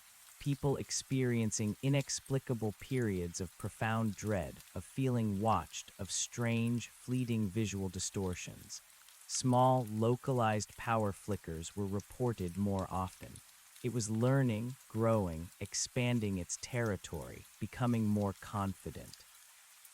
I still carried the obsidian and silver, but now they felt more like comforting talismans than weapons. My true defense was knowledge, and the growing hope that Dr. Thorne's device would work. Finally, after what felt like an eternity, Dr. Thorne declared the emitter ready. It's powerful, he warned, and highly experimental. We're going into uncharted territory. We'll get one shot at this. If we miss its frequency, or if it reacts unpredictably, we could be in serious trouble. I understand, I said, a cold knot forming in my stomach. When do we start? Tonight, he replied, his eyes gleaming with a mixture of fear and scientific excitement. The substation is clear, high energy density, perfect for an entity that feeds on the hum of the city. As dusk approached, we drove to the abandoned substation. It stood isolated, a skeletal structure of girders and transformers, humming with a low, potent energy that was almost palpable in the twilight air. The fence was rusted, but the high-voltage warnings were still starkly visible. Dr. Thorne had already set up his equipment inside the substation's main control room, a dusty, dilapidated space filled with obsolete machinery. The resonant frequency emitter hummed with suppressed power, its various gauges and dials casting a faint glow in the dim light. "All right," he said, his voice taut with anticipation. "The sensors are active. They're tuned to detect minute energetic fluctuations, quantum resonances. If it manifests, we'll see it on the screens and we'll get its signature." I stood by the window, my eyes scanning the perimeter of the substation, the long, distorted shadows of the power lines stretching across the cracked asphalt. My heart hammered against my ribs, a familiar, terrifying rhythm. I could feel its presence, a subtle chill in the air, a faint pressure behind my eyes. It was here. It was waiting. "It's drawn to me," I said, my voice barely a whisper. "I'll go outside. It might bring it out faster." Dr. Thorne hesitated. "That's a considerable risk." "It's a necessary one," I countered. "We need this to work." He nodded, a grim acceptance in his eyes. "Be careful. We'll be monitoring everything. If it gets too close, or if we get a clear lock on its frequency, I'll initiate the sequence. You get back in here immediately." I gripped the silver cross in one hand, the obsidian in the other, and took a deep breath. Understood. I stepped out of the control room, the heavy metal door clanging shut behind me, isolating me in the vast, humming darkness of the substation. The air was thick with the scent of ozone and dust. The transformers hummed, a low, constant thrum that vibrated through the ground. I walked towards the center of the substation, to an open area between two towering transformers, bathed in the faint, yellow glow of a single, flickering security light. The shadows here were long, distorted, constantly shifting. It was the perfect hunting ground for the whispering shadow. I stood still, my eyes scanning the darkness, my senses on high alert.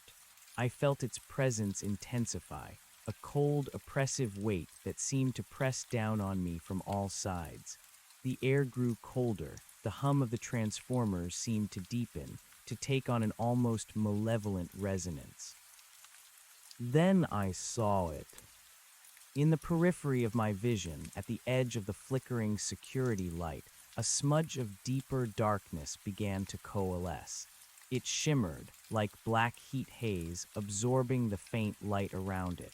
It was indistinct, amorphous, but its presence was undeniable. It slowly expanded, growing taller, leaner, its form subtly shifting, taking on that impossibly thin, human-like silhouette. It was a void made flesh, a creature of pure darkness, drawn to the power and the fear. It was here, and it was bolder than ever. It didn't remain a vague smudge this time. As I watched, mesmerized by a mix of terror and grim determination, its form solidified further, its edges sharpening, becoming more defined against the stark backdrop of the substation's industrial grimness. It was taller, almost 8 feet now, its skeletal outline looming, slender as a reed, yet radiating an immense, terrifying power. The whispers began, not in my mind, but in the air around me, a dry, sibilant rustle that seemed to emanate from the very fabric of the darkness. It was a cacophony of unseen voices, hissing my name, weaving threads of despair and doubt into the hum of the transformers. Alone, helpless, you unleashed me, now I take you. I clutched the silver cross, its cold metal digging into my palm, and focused on Mama Elena's teachings. I would not give it my fear. I would not acknowledge the whispers. I would be a void. The shadow advanced, slowly, deliberately, its movements fluid, like smoke given malicious intent. Each step brought with it a profound drop in temperature, a chilling wave that seeped into my bones, stealing my breath. It was no longer just a projection. It felt like a physical presence, heavy and absolute. I heard Dr. Thorne's voice crackle through the small earpiece I wore. It's active, massive energy signature. Its frequency is off the charts. We're getting a lock, but it's fluctuating wildly. The shadow was less than 20 feet from me now, its looming form consuming the faint light, creating a zone of absolute darkness around it. Its face, if it had one, an absence of features, seemed to tilt, an act of silent, mocking triumph. The whispers intensified, a focused barrage of psychic noise, threatening to shatter my mind. It's coming closer, I shouted into my comms, my voice raw with terror, but my eyes fixed on the advancing entity. Hurry, Dr. Thorne, hurry. Almost there, just a few more adjustments. Its primary resonance is there. I have it. Dr. Thorne's voice was a mix of frantic excitement and pure focus. Get back to the control room now. But it was too late. The shadow lunged. Not a fast, clumsy lunge, but a fluid, impossibly graceful surge of darkness, covering the distance between us in an instant. The cold enveloped me completely, a crushing, suffocating weight that stole the air from my lungs, paralyzed my muscles. Its form loomed over me, immense, absolute, its blackness deeper than any night, absorbing all light, all sound, all sensation. The whispers became a roar in my mind, a chaotic symphony of pure malice. I felt my consciousness fraying, my will dissolving under the immense pressure of its presence. It was trying to consume me, to absorb me into its void. I gasped, my vision blurring, my body convulsing under the overwhelming cold. I knew this was it. This was how it ended. Just as my senses threatened to give way, just as my mind teetered on the brink of oblivion, I heard Dr. Thorne's voice, strained but triumphant, through the earpiece. Now, initiating counterfrequency. A high-pitched, almost unbearable whine erupted from the control room, a piercing sound that seemed to tear at the very fabric of reality. It wasn't just auditory. It vibrated through the ground, through my bones, through the air itself.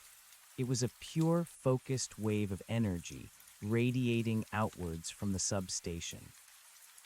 The shadow recoiled violently, its immense form convulsing, rippling as if struck by an invisible force. The oppressive cold around me shattered, replaced by a sudden, jarring warmth. The whispers in my mind dissolved into a single, piercing shriek of pure agony. The resonant frequency emitter was working. The shadow thrashed, its form twisting and distorting under the relentless assault of the counter-frequency. Its blackness seemed to waver, to shimmer, to fragment at the edges, like smoke being dispersed by a powerful fan. The shriek it emitted was deafening, a raw, primal sound of an ancient entity being undone. I stumbled backward, collapsing to my knees, gasping for air, my body trembling uncontrollably. The sheer force of the emitted energy was overwhelming, even for me, a mere bystander. I could feel it tearing at the shadow, unraveling its very being. "Keep it up, Dr. Thorne," I screamed, my voice raw. "Don't stop." "The device is at maximum output," he yelled back, his voice strained. "It's taking a massive toll on the grid. We're causing localized blackouts across the district." I glanced around. In the distance, patches of the city winked out, plunging into sudden darkness. The power substation itself groaned under the strain, sparks flying from transformers, wires sizzling with suppressed energy. This was a war, and the city was feeling its impact. The shadow, meanwhile, was diminishing. Its towering form was shrinking, its blackness lightening, becoming more translucent. The shrieking subsided into a low, guttural growl of impotent rage. It was losing. It was being starved, undone by the very energy it had sought to consume. Its form continued to dissipate, unraveling like a dark shroud in a hurricane. It became less defined, more amorphous, a wavering smudge against the background of the substation. The last remnants of its absolute blackness seemed to melt away, absorbed by the ambient light, transformed into nothing more than dancing shadows cast by the flickering security lamp. Then, with a final, almost silent pop, like a bubble bursting, it was gone, completely, utterly vanished. The high-pitched whine from the emitter abruptly ceased. The substation, which had been groaning under the strain, settled back into its normal, low hum. The air felt lighter, cleaner, the oppressive cold completely gone. The profound sense of dread, the chilling awareness of its presence, it was gone. Is it gone?" I whispered into my comms, my voice trembling with exhaustion and disbelief. Dr. Thorne's voice, though still shaky, held a note of triumph. "Energetic signature has collapsed completely. No residual trace detected. I believe we did it." I stumbled to my feet, my legs weak, my body shaking. I walked to the spot where the shadow had been, half expecting it to reappear. Nothing, just the cracked asphalt, bathed in the faint, yellow light. It was gone, truly gone. A wave of profound relief, so potent it almost brought me to my knees, washed over me. I had faced it, I had fought it, and I had won. I stumbled back into the control room, collapsing into a chair, my body trembling, my mind reeling. Dr. Thorne, wild-eyed and disheveled, but grinning triumphantly, rushed over. "Unbelievable," he breathed, checking his monitors. The energy release was immense. It was like detonating a localized, non-physical bomb. The feedback loop was extraordinary. "The blackouts?" I asked, my voice hoarse. "Temporary," he waved dismissively. "The grid will stabilize quickly. A small price to pay, wouldn't you say?" I nodded, tears stinging my eyes. A very small price. I spent the rest of the night at the substation with Dr. Thorne, monitoring the sensors, ensuring there were no residual traces, no flicker of its return. As the sun began to rise, painting the sky with the promise of a new day, I walked outside, the obsidian and silver still clutched in my hand. My shadow was there, beneath my feet, perfectly normal, perfectly obedient. And for the first time in a very long time, I looked at it without fear. It was just a shadow. Dr. Thorne and I spent the next few weeks meticulously analyzing the data, writing up our findings, trying to make sense of the impossible. We both knew the official report would have to be heavily redacted, couched in scientific euphemisms, stripped of any mention of sentient shadow entities. No one would believe us. But we knew we had seen it, we had fought it, and we had won. I returned to my apartment, a new person. The terrifying ordeal had left its scars, but also an indelible mark of strength. I was no longer a victim, no longer a mere survivor. I was a fighter. I had faced the darkness, both external and internal, and I had emerged stronger. The whispers never returned. The cold, oppressive presence never returned. The city, with its constant hum of life and energy, felt safe again, vibrant, full of possibility. I kept the obsidian and silver, not as talismans of fear, but as reminders of my journey, of the battle I had fought and won. I stayed in touch with Dr. Thorne, our shared, impossible secret forging an unbreakable bond between us. He continued his research into exotic energy fields, always with a subtle, underlying awareness of the implications of our extraordinary encounter. Life slowly returned to normal. Months turned into a year, then two. The memory of the whispering shadow receded, becoming a vivid, terrifying chapter in my past. I continued my work, reconnected with friends, and even found a new sense of peace in the quiet moments of my life. I even started going camping again, though never alone, and never to Blackwood Peaks. I learned to appreciate the wildness of nature, but also to respect its hidden, ancient mysteries. Then one crisp autumn evening, a year and a half after the substation incident, I was at a bustling outdoor market in the city, enjoying the festive atmosphere. The air was filled with laughter, music, and the delicious aroma of street food. Colorful lights strung overhead cast a warm, inviting glow, creating long, dancing shadows on the pavement. I was reaching for a freshly baked pretzel, surrounded by a jostling crowd, feeling utterly safe, utterly at peace. And then I saw it. Not a manifestation, not a profound blackness, not a deliberate looming form, just a hint, a subtle wrongness. In the long, shifting shadow of a particularly large tree, cast by the array of overhead lights, a flicker, a slight distortion, a subtle wavering in the darkness that wasn't caused by the wind or the movement of the crowd or the play of light. It was just there, a fractional, almost imperceptible delay in its movement, as a group of people passed through the shadow, a tiny, almost unnoticeable lean. My breath caught in my throat, my heart leaped, a frantic drum against my ribs, a familiar, terrifying rhythm that I thought I had banished forever. It was so subtle, so small, so easily dismissed by anyone else, but I knew, I had seen it before. It was the first sign, the first seed of dread. It wasn't gone, it wasn't destroyed, it had retreated, it had healed, and it was learning again.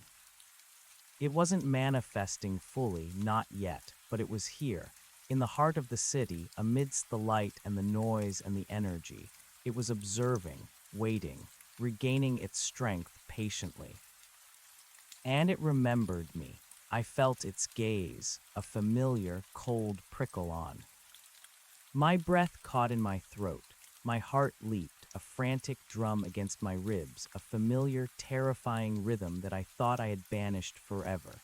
It was so subtle, so small, so easily dismissed by anyone else, but I knew, I had seen it before. It was the first sign, the first seed of dread. It wasn't gone, it wasn't destroyed, it had retreated, it had healed, and it was learning again. It wasn't manifesting fully, not yet, but it was here. In the heart of the city, amidst the light and the noise and the energy, it was observing, waiting, regaining its strength patiently, and it remembered me. I felt its gaze, a familiar, cold prickle on the back of my neck, a phantom touch in the bustling crowd. The pretzel fell from my numb fingers, landing with a soft thud on the pavement. People jostled past me, oblivious, their laughter and chatter a distant, muffled sound. My eyes were fixed on that subtle wrongness, the faint distortion in the shadow of the tree. It was a mere ripple in the fabric of normalcy, but to me it was a gaping maw. It was the whispering shadow, and it had found its way back. Panic, cold and sharp, coiled in my stomach. The victory at the substation, the hard-won peace with Mama Elena, it all felt like a fragile dream shattered by the brutal reality of its return. It had survived the counter-frequency. It had survived the banishment. It had learned. I quickly scanned the crowd, my mind racing. No one else seemed to notice. They were absorbed in their conversations, their food, their lives. It was still operating on that subtle, almost imperceptible level, just beneath the threshold of human perception. But it was here, and it was watching. I instinctively reached into my pocket, my fingers closing around the smooth obsidian pebble and the cold silver cross. They offered a tiny, familiar comfort, but my previous confidence in their power felt hollow. It had adapted before. Who was to say it hadn't adapted to these protections too? I forced myself to move, to walk, to blend back into the throng of people. I didn't dare to look directly at the tree's shadow again, but I felt its presence, a subtle shift in the air, a faint chill that only I could perceive amidst the warmth of the market lights. It was a silent, persistent hum beneath the symphony of the city. I wanted to run, to flee back to my apartment, to barricade myself inside, but the memory of it following me there before, of finding its faint smudge under my door, stopped me. Running was no longer an option. It had shown me that, and I certainly couldn't use Doctor. Thorn's emitter again. The last one had nearly caused a city-wide blackout, and a second attempt would draw far too much attention that would inevitably lead to questions I couldn't answer without sounding insane. This was different. It wasn't manifesting fully. It was just a distortion, a faint, almost imperceptible flicker. It was testing the waters, regaining its strength, and it was waiting for me, for a moment of vulnerability. I pushed through the crowd, my mind a whirlwind of fear and desperate strategy. I needed to understand what it had become, what new rules governed its existence. Had the counter-frequency merely dispersed it, like a highly concentrated mist, allowing it to slowly coalesce again? had it learned to shield its energetic signature to make itself less detectable. By the time I reached my apartment building, my heart was still pounding, my palms slick with sweat.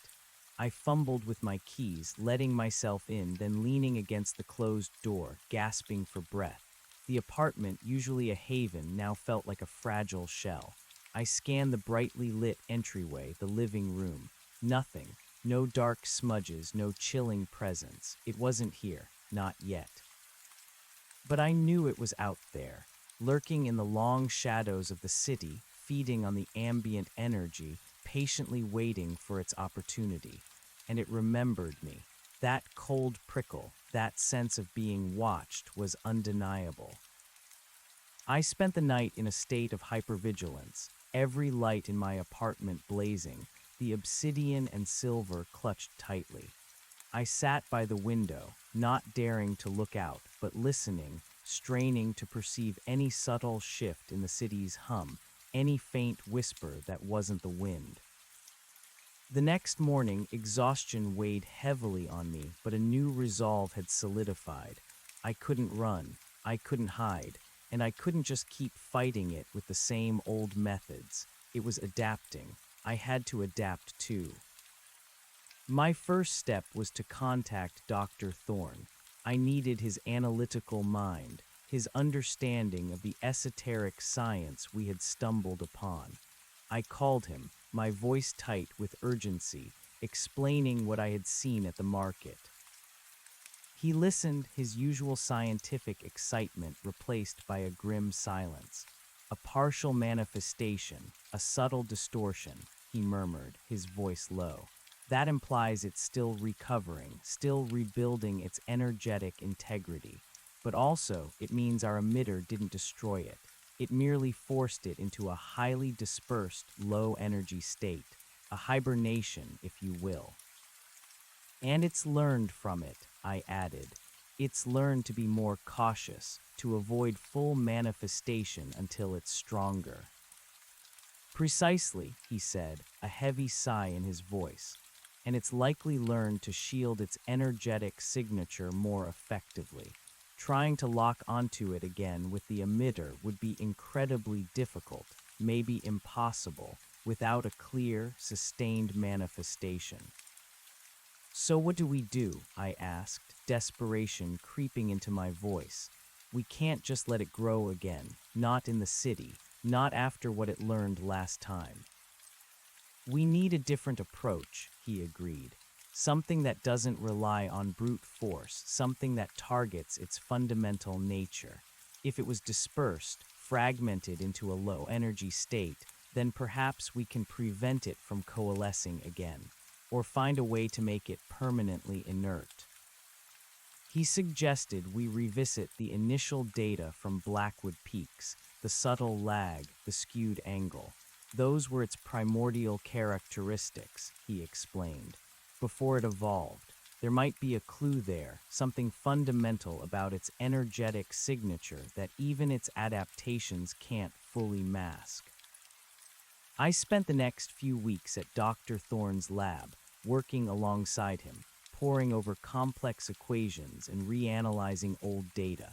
We immersed ourselves in the intricate dance of quantum mechanics, electromagnetism, and the almost mystical properties of resonance. Dr. Thorne hypothesized that the shadow wasn't just a parasite, it was a complex quantum phenomenon, an energetic echo of collective human despair, anchored to individuals through a subtle entanglement. The initial lag, he explained, pointing to a graph of my early shadow's anomalous behavior, was almost certainly a temporal displacement, a slight out-of-sync vibration with your own quantum state. It was a ripple in causality, a momentary disconnect. That's the key. That's its energetic signature of origin. Our new goal was to create a device that could exploit this signature of origin. Not a destructive wave, but a desynchronization pulse, a targeted frequency burst designed to disrupt its ability to maintain coherence, to keep it perpetually fragmented, unable to fully coalesce. Think of it like this, Dr. Thorne elucidated, drawing a complex diagram. If the shadow is a coherent wave, and its connection to our reality is based on its ability to align with your own resonant frequency, we need to introduce a chaotic element, a precisely targeted inverse temporal vibration that essentially scrambles its ability to maintain its form. It won't destroy it, but it will prevent it from ever being able to fully manifest again. It will keep it trapped in an incoherent, dispersed state. The theory was elegant, terrifying, and utterly beyond my comprehension in its scientific detail, but I understood the goal: to make it permanently indistinct, to strip it of its sentience and its power to harm. The new device was even more intricate than the emitter. It was smaller, designed for portability, and focused on generating subtle, almost imperceptible temporal frequencies. It looked like a sleek, metallic backpack with a series of pulsing lights and a small, directional antenna. This is designed to be highly localized, Dr. Thorne explained, strapping the device onto a dummy. It won't affect anyone else, just the shadow, if we can lock onto its specific temporal frequency. The problem, however, remained. We needed a strong, discernible manifestation to get an accurate lock. The subtle distortions I had seen at the market wouldn't be enough. It meant I had to provoke it again, intentionally draw it out, knowing it would be stronger, more cunning than ever. Where do you think it's most likely to manifest fully? Dr. Thorne asked, his voice grim. Where would it have the most energy to draw from and the least chance of detection? I thought about it, not the isolated park paths. It had learned its lesson there. Not the residential areas, where constant human presence and fluctuating energy might make it too difficult to coalesce unnoticed. It would need steady power, consistent light, and a sense of anonymity. The business district, I said, a cold dread settling in. The tall buildings, the floodlights, the constant hum of corporate energy, and the anonymity of millions of people, too busy to notice a ripple in the shadows. Dr. Thorne nodded slowly. Makes sense. It's a prime hunting ground for a creature that thrives on both power and the isolation of the crowd. The plan began to form, a desperate, dangerous gamble. I would go to the business district at night. I would find a spot where the ambient light and energy were at their peak, where it would be most likely to manifest, and I would wait. We spent days preparing. Dr. Thorne modified the desynchronization pulse emitter, adding a sophisticated array of sensors that could detect the faintest energetic fluctuations, even those shielded by the shadow's new cunning. He also built a new, stronger comms system, integrated into a pair of glasses so we could maintain constant contact. I meanwhile honed my mental defenses, practicing Mama Alina's meditations, reinforcing the void within myself. I knew that even with the desynchronization pulse, I couldn't afford to give it any more fear, any more emotional sustenance. This was a two-pronged attack, scientific and spiritual. Finally, the night came. The air was crisp, the city lights blazing, painting the sky with a perpetual glow. I strapped on the emitter backpack, its weight surprisingly comforting, a symbol of our collective hope. I put on the glasses, testing the comms. "You there, Dr. Thorne?" Loud and clear, his voice crackled in my ear, his tone serious. "All systems nominal. Remember the protocol. Get a clear manifestation. We need a solid lock on its temporal frequency. Don't engage, just draw it out." "Understood," I replied, a cold knot forming in my stomach. I drove to the heart of the business district, a canyon of towering glass and steel. The streets were still bustling with activity, even late at night, but the crowds were thinner, more transient. I found a parking spot near a large plaza, dominated by a brightly lit fountain and surrounded by skyscrapers that glowed like beacons. The air hummed with a palpable energy, a silent symphony of electrical current. This was it, the perfect place for it to feed and to manifest.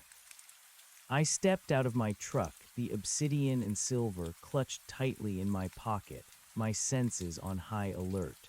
The lights were dazzling, casting sharp, distinct shadows from the trees, the benches, the people milling about. I took a deep breath, trying to calm the frantic pounding of my heart. I walked to the center of the plaza, a wide-open space bathed in the intense, focused light of multiple floodlights. I positioned myself near the base of a particularly tall skyscraper, its glass facade reflecting the city lights like a shimmering mirror. I stood still, perfectly still, like a beacon in the energetic hum, a deliberate invitation. The waiting was agonizing. Minutes stretched into what felt like hours. I felt its presence, a subtle chill, a familiar prickle on my skin, but it remained hidden. It was cautious. It had learned. "Any readings?" I whispered into my comms. "Nothing definitive yet," Dr. Thorne replied, his voice low. "Just ambient energy fluctuations. It's masking itself well." I knew I had to push it. I had to make myself a more irresistible target. I consciously lowered my mental guard, allowing a sliver of the fear, the frustration, the exhaustion I felt to seep outwards like bait. I imagined the subtle hum of the city's power grid, envisioning myself as a direct conduit, a tantalizing feast. The chill intensified. The air around me grew heavier, colder. The hum of the city seemed to deepen, to take on that familiar, malevolent resonance. The lights of the plaza seemed to dim ever so slightly, as if being subtly absorbed. Then I saw it. In the long, deep shadow cast by the skyscraper's base, a smudge of profound blackness began to coalesce. It shimmered, almost like heat haze, absorbing the floodlight, becoming a void in the heart of the city's glow. It expanded, growing taller, leaner, its form subtly shifting, taking on that impossibly thin, human-like silhouette. It was more defined this time, more solid than the fleeting distortion at the market. Its edges were sharper, its blackness more absolute. It was rebuilding, coalescing, drawing on the immense power of the city around it. "It's here," I whispered, my voice tight. "At the base of the skyscraper, it's manifesting." "I see it on the thermal sensors," Dr. Thorne exclaimed, a mix of triumph and alarm in his voice. "Massive energy signature. It's radiating profound cold. It's almost fully coherent." The shadow advanced, slowly, deliberately, its movements fluid, like smoke given malicious intent. It was bolder, more confident than ever before. Each subtle shift in its form sent a wave of oppressive cold rippling outwards, making the hairs on my arms stand on end. The whispers began, not in my mind, but in the air, a dry, sibilant rustle that seemed to emanate from the very fabric of the darkness. "You brought me here, I own you now." I clutched the obsidian and silver, digging my nails into my palm, forcing myself to stand my ground. I would not give it my fear. I would be a void.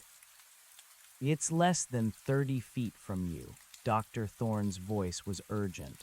"We're getting a lock. Its temporal frequency is fluctuating. It's fighting us." The shadow lunged.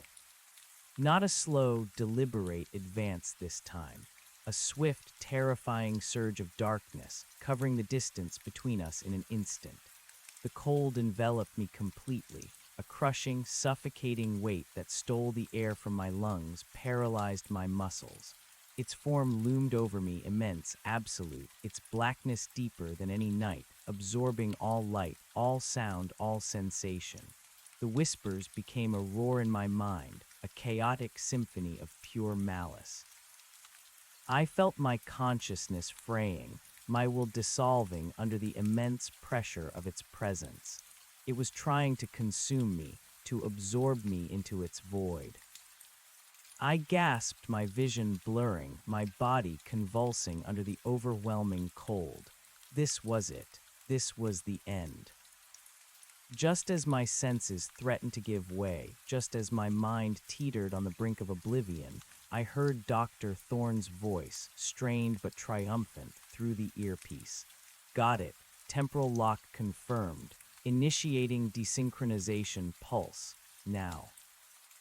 A low, resonant hum erupted from the backpack on my back, a deep, almost subaudible vibration that seemed to penetrate my very bones. It wasn't a destructive whine like the emitter, but a subtle, pervasive tremor, a wave of chaotic temporal energy radiating outwards.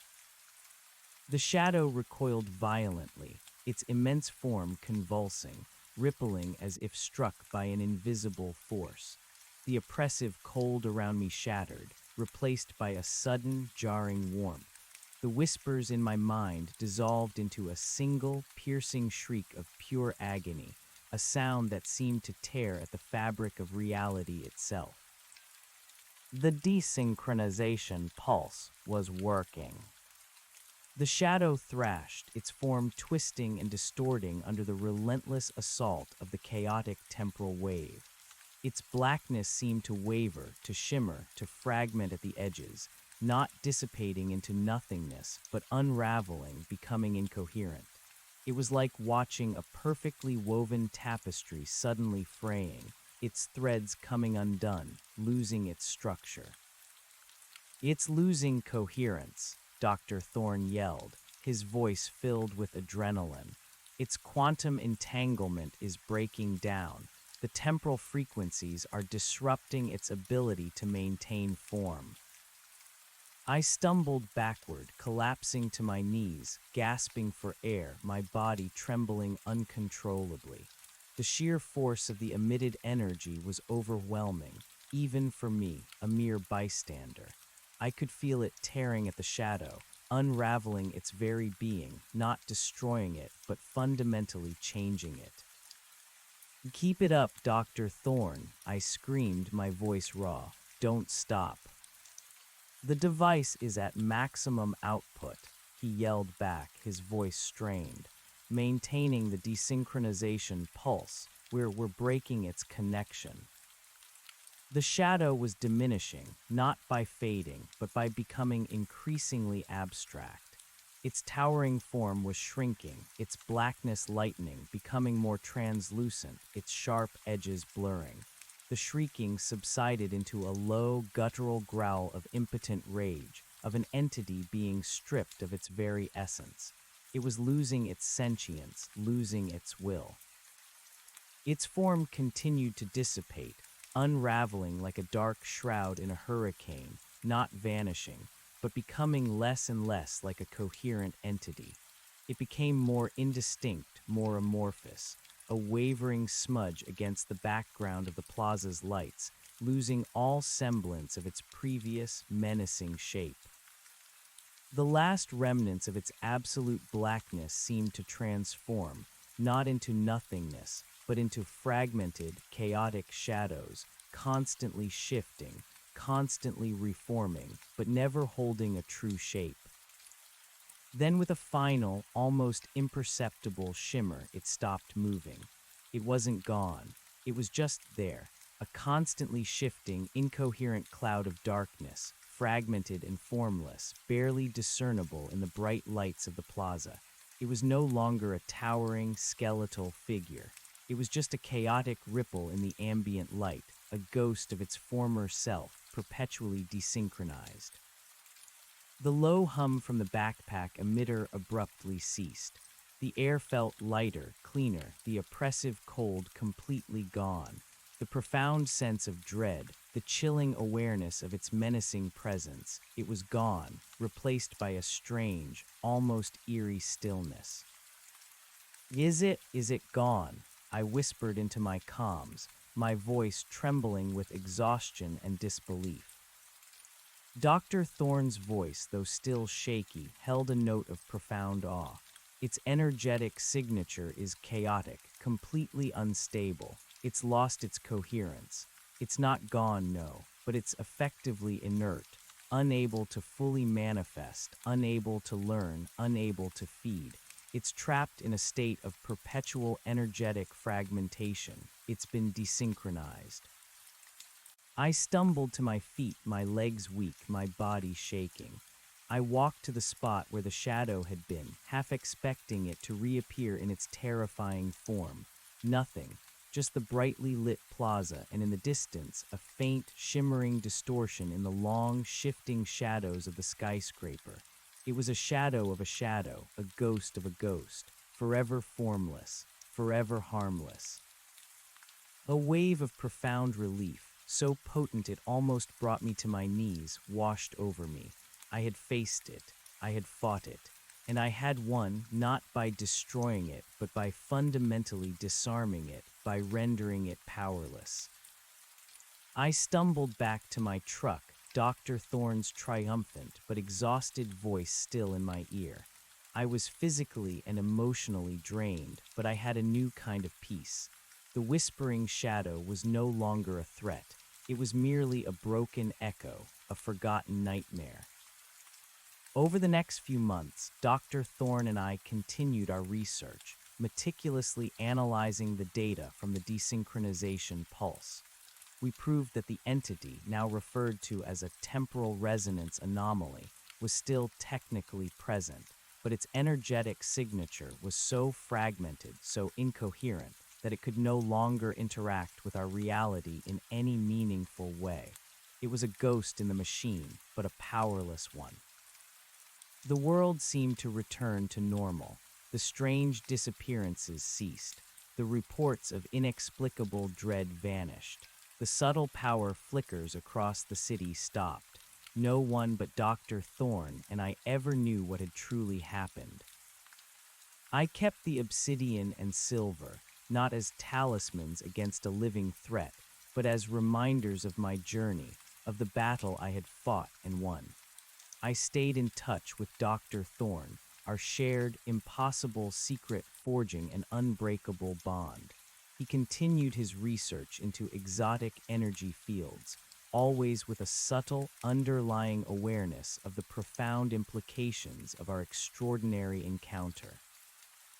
Life slowly returned to normal. I embraced my city life, my connections, my work.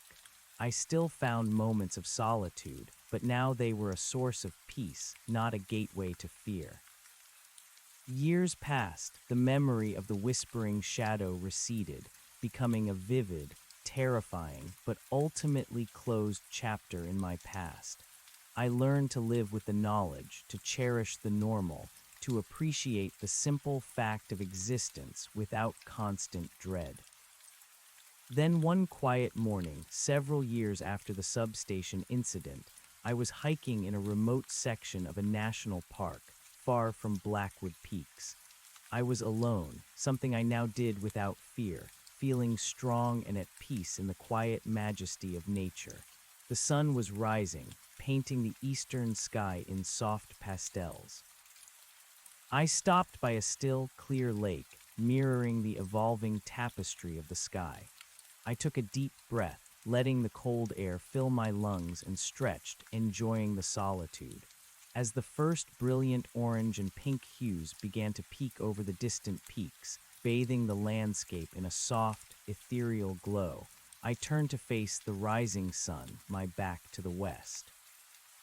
My shadow stretched out before me, long and distorted by the low light, pointing directly away from the sunrise as it should. It moved with me, mirroring my every motion, perfectly in sync, a dark, ordinary silhouette. No lag, no skew, no independent twitches. A wave of profound peace washed over me. It was truly gone, or at least truly inert, forever trapped in its incoherent state. I was free. The world was free. I smiled, a genuine, unburdened smile. But then, as I stood there, watching my perfectly normal shadow, a thought, cold and unsettling, wormed its way into my mind. Mama Alina's words echoed. It will retreat to the deep places now. It will seek other vessels, other fears, but not yours. You are clean now. Dr. Thorne's explanation echoed too. It's not gone, no, but it's effectively inert, unable to fully manifest, unable to learn, unable to feed. It's trapped in a state of perpetual energetic fragmentation. Effectively inert, not destroyed, not banished from existence, just trapped in a chaotic state. What if something somewhere was strong enough to reverse the desynchronization? What if a concentration of despair or a unique energy signature could inadvertently give it the coherence it needed? What if another, similar entity, a stronger one, could somehow absorb its fragmented essence and in doing so gain its adaptive knowledge? The thought was a whisper, a chilling draft on my soul, a reminder of the subtle wrongness that could always lurk just beyond perception. I looked out across the pristine lake at the majestic, indifferent mountains. The world was vast, full of ancient secrets, full of forces we barely understood, and I more than anyone knew how quickly everything could change. My shadow lay perfectly still before me, a dark, ordinary blot on the sun-drenched earth. But for the first time in years, a tiny, almost imperceptible seed of dread began to germinate in my heart again. It was a whisper of a possibility, a ghost of a fear, but I knew how these things started. I knew that even in triumph, even in peace, the darkness could always be waiting. And I knew that sometimes the true horror wasn't the monster you fought, but the one you never quite saw coming.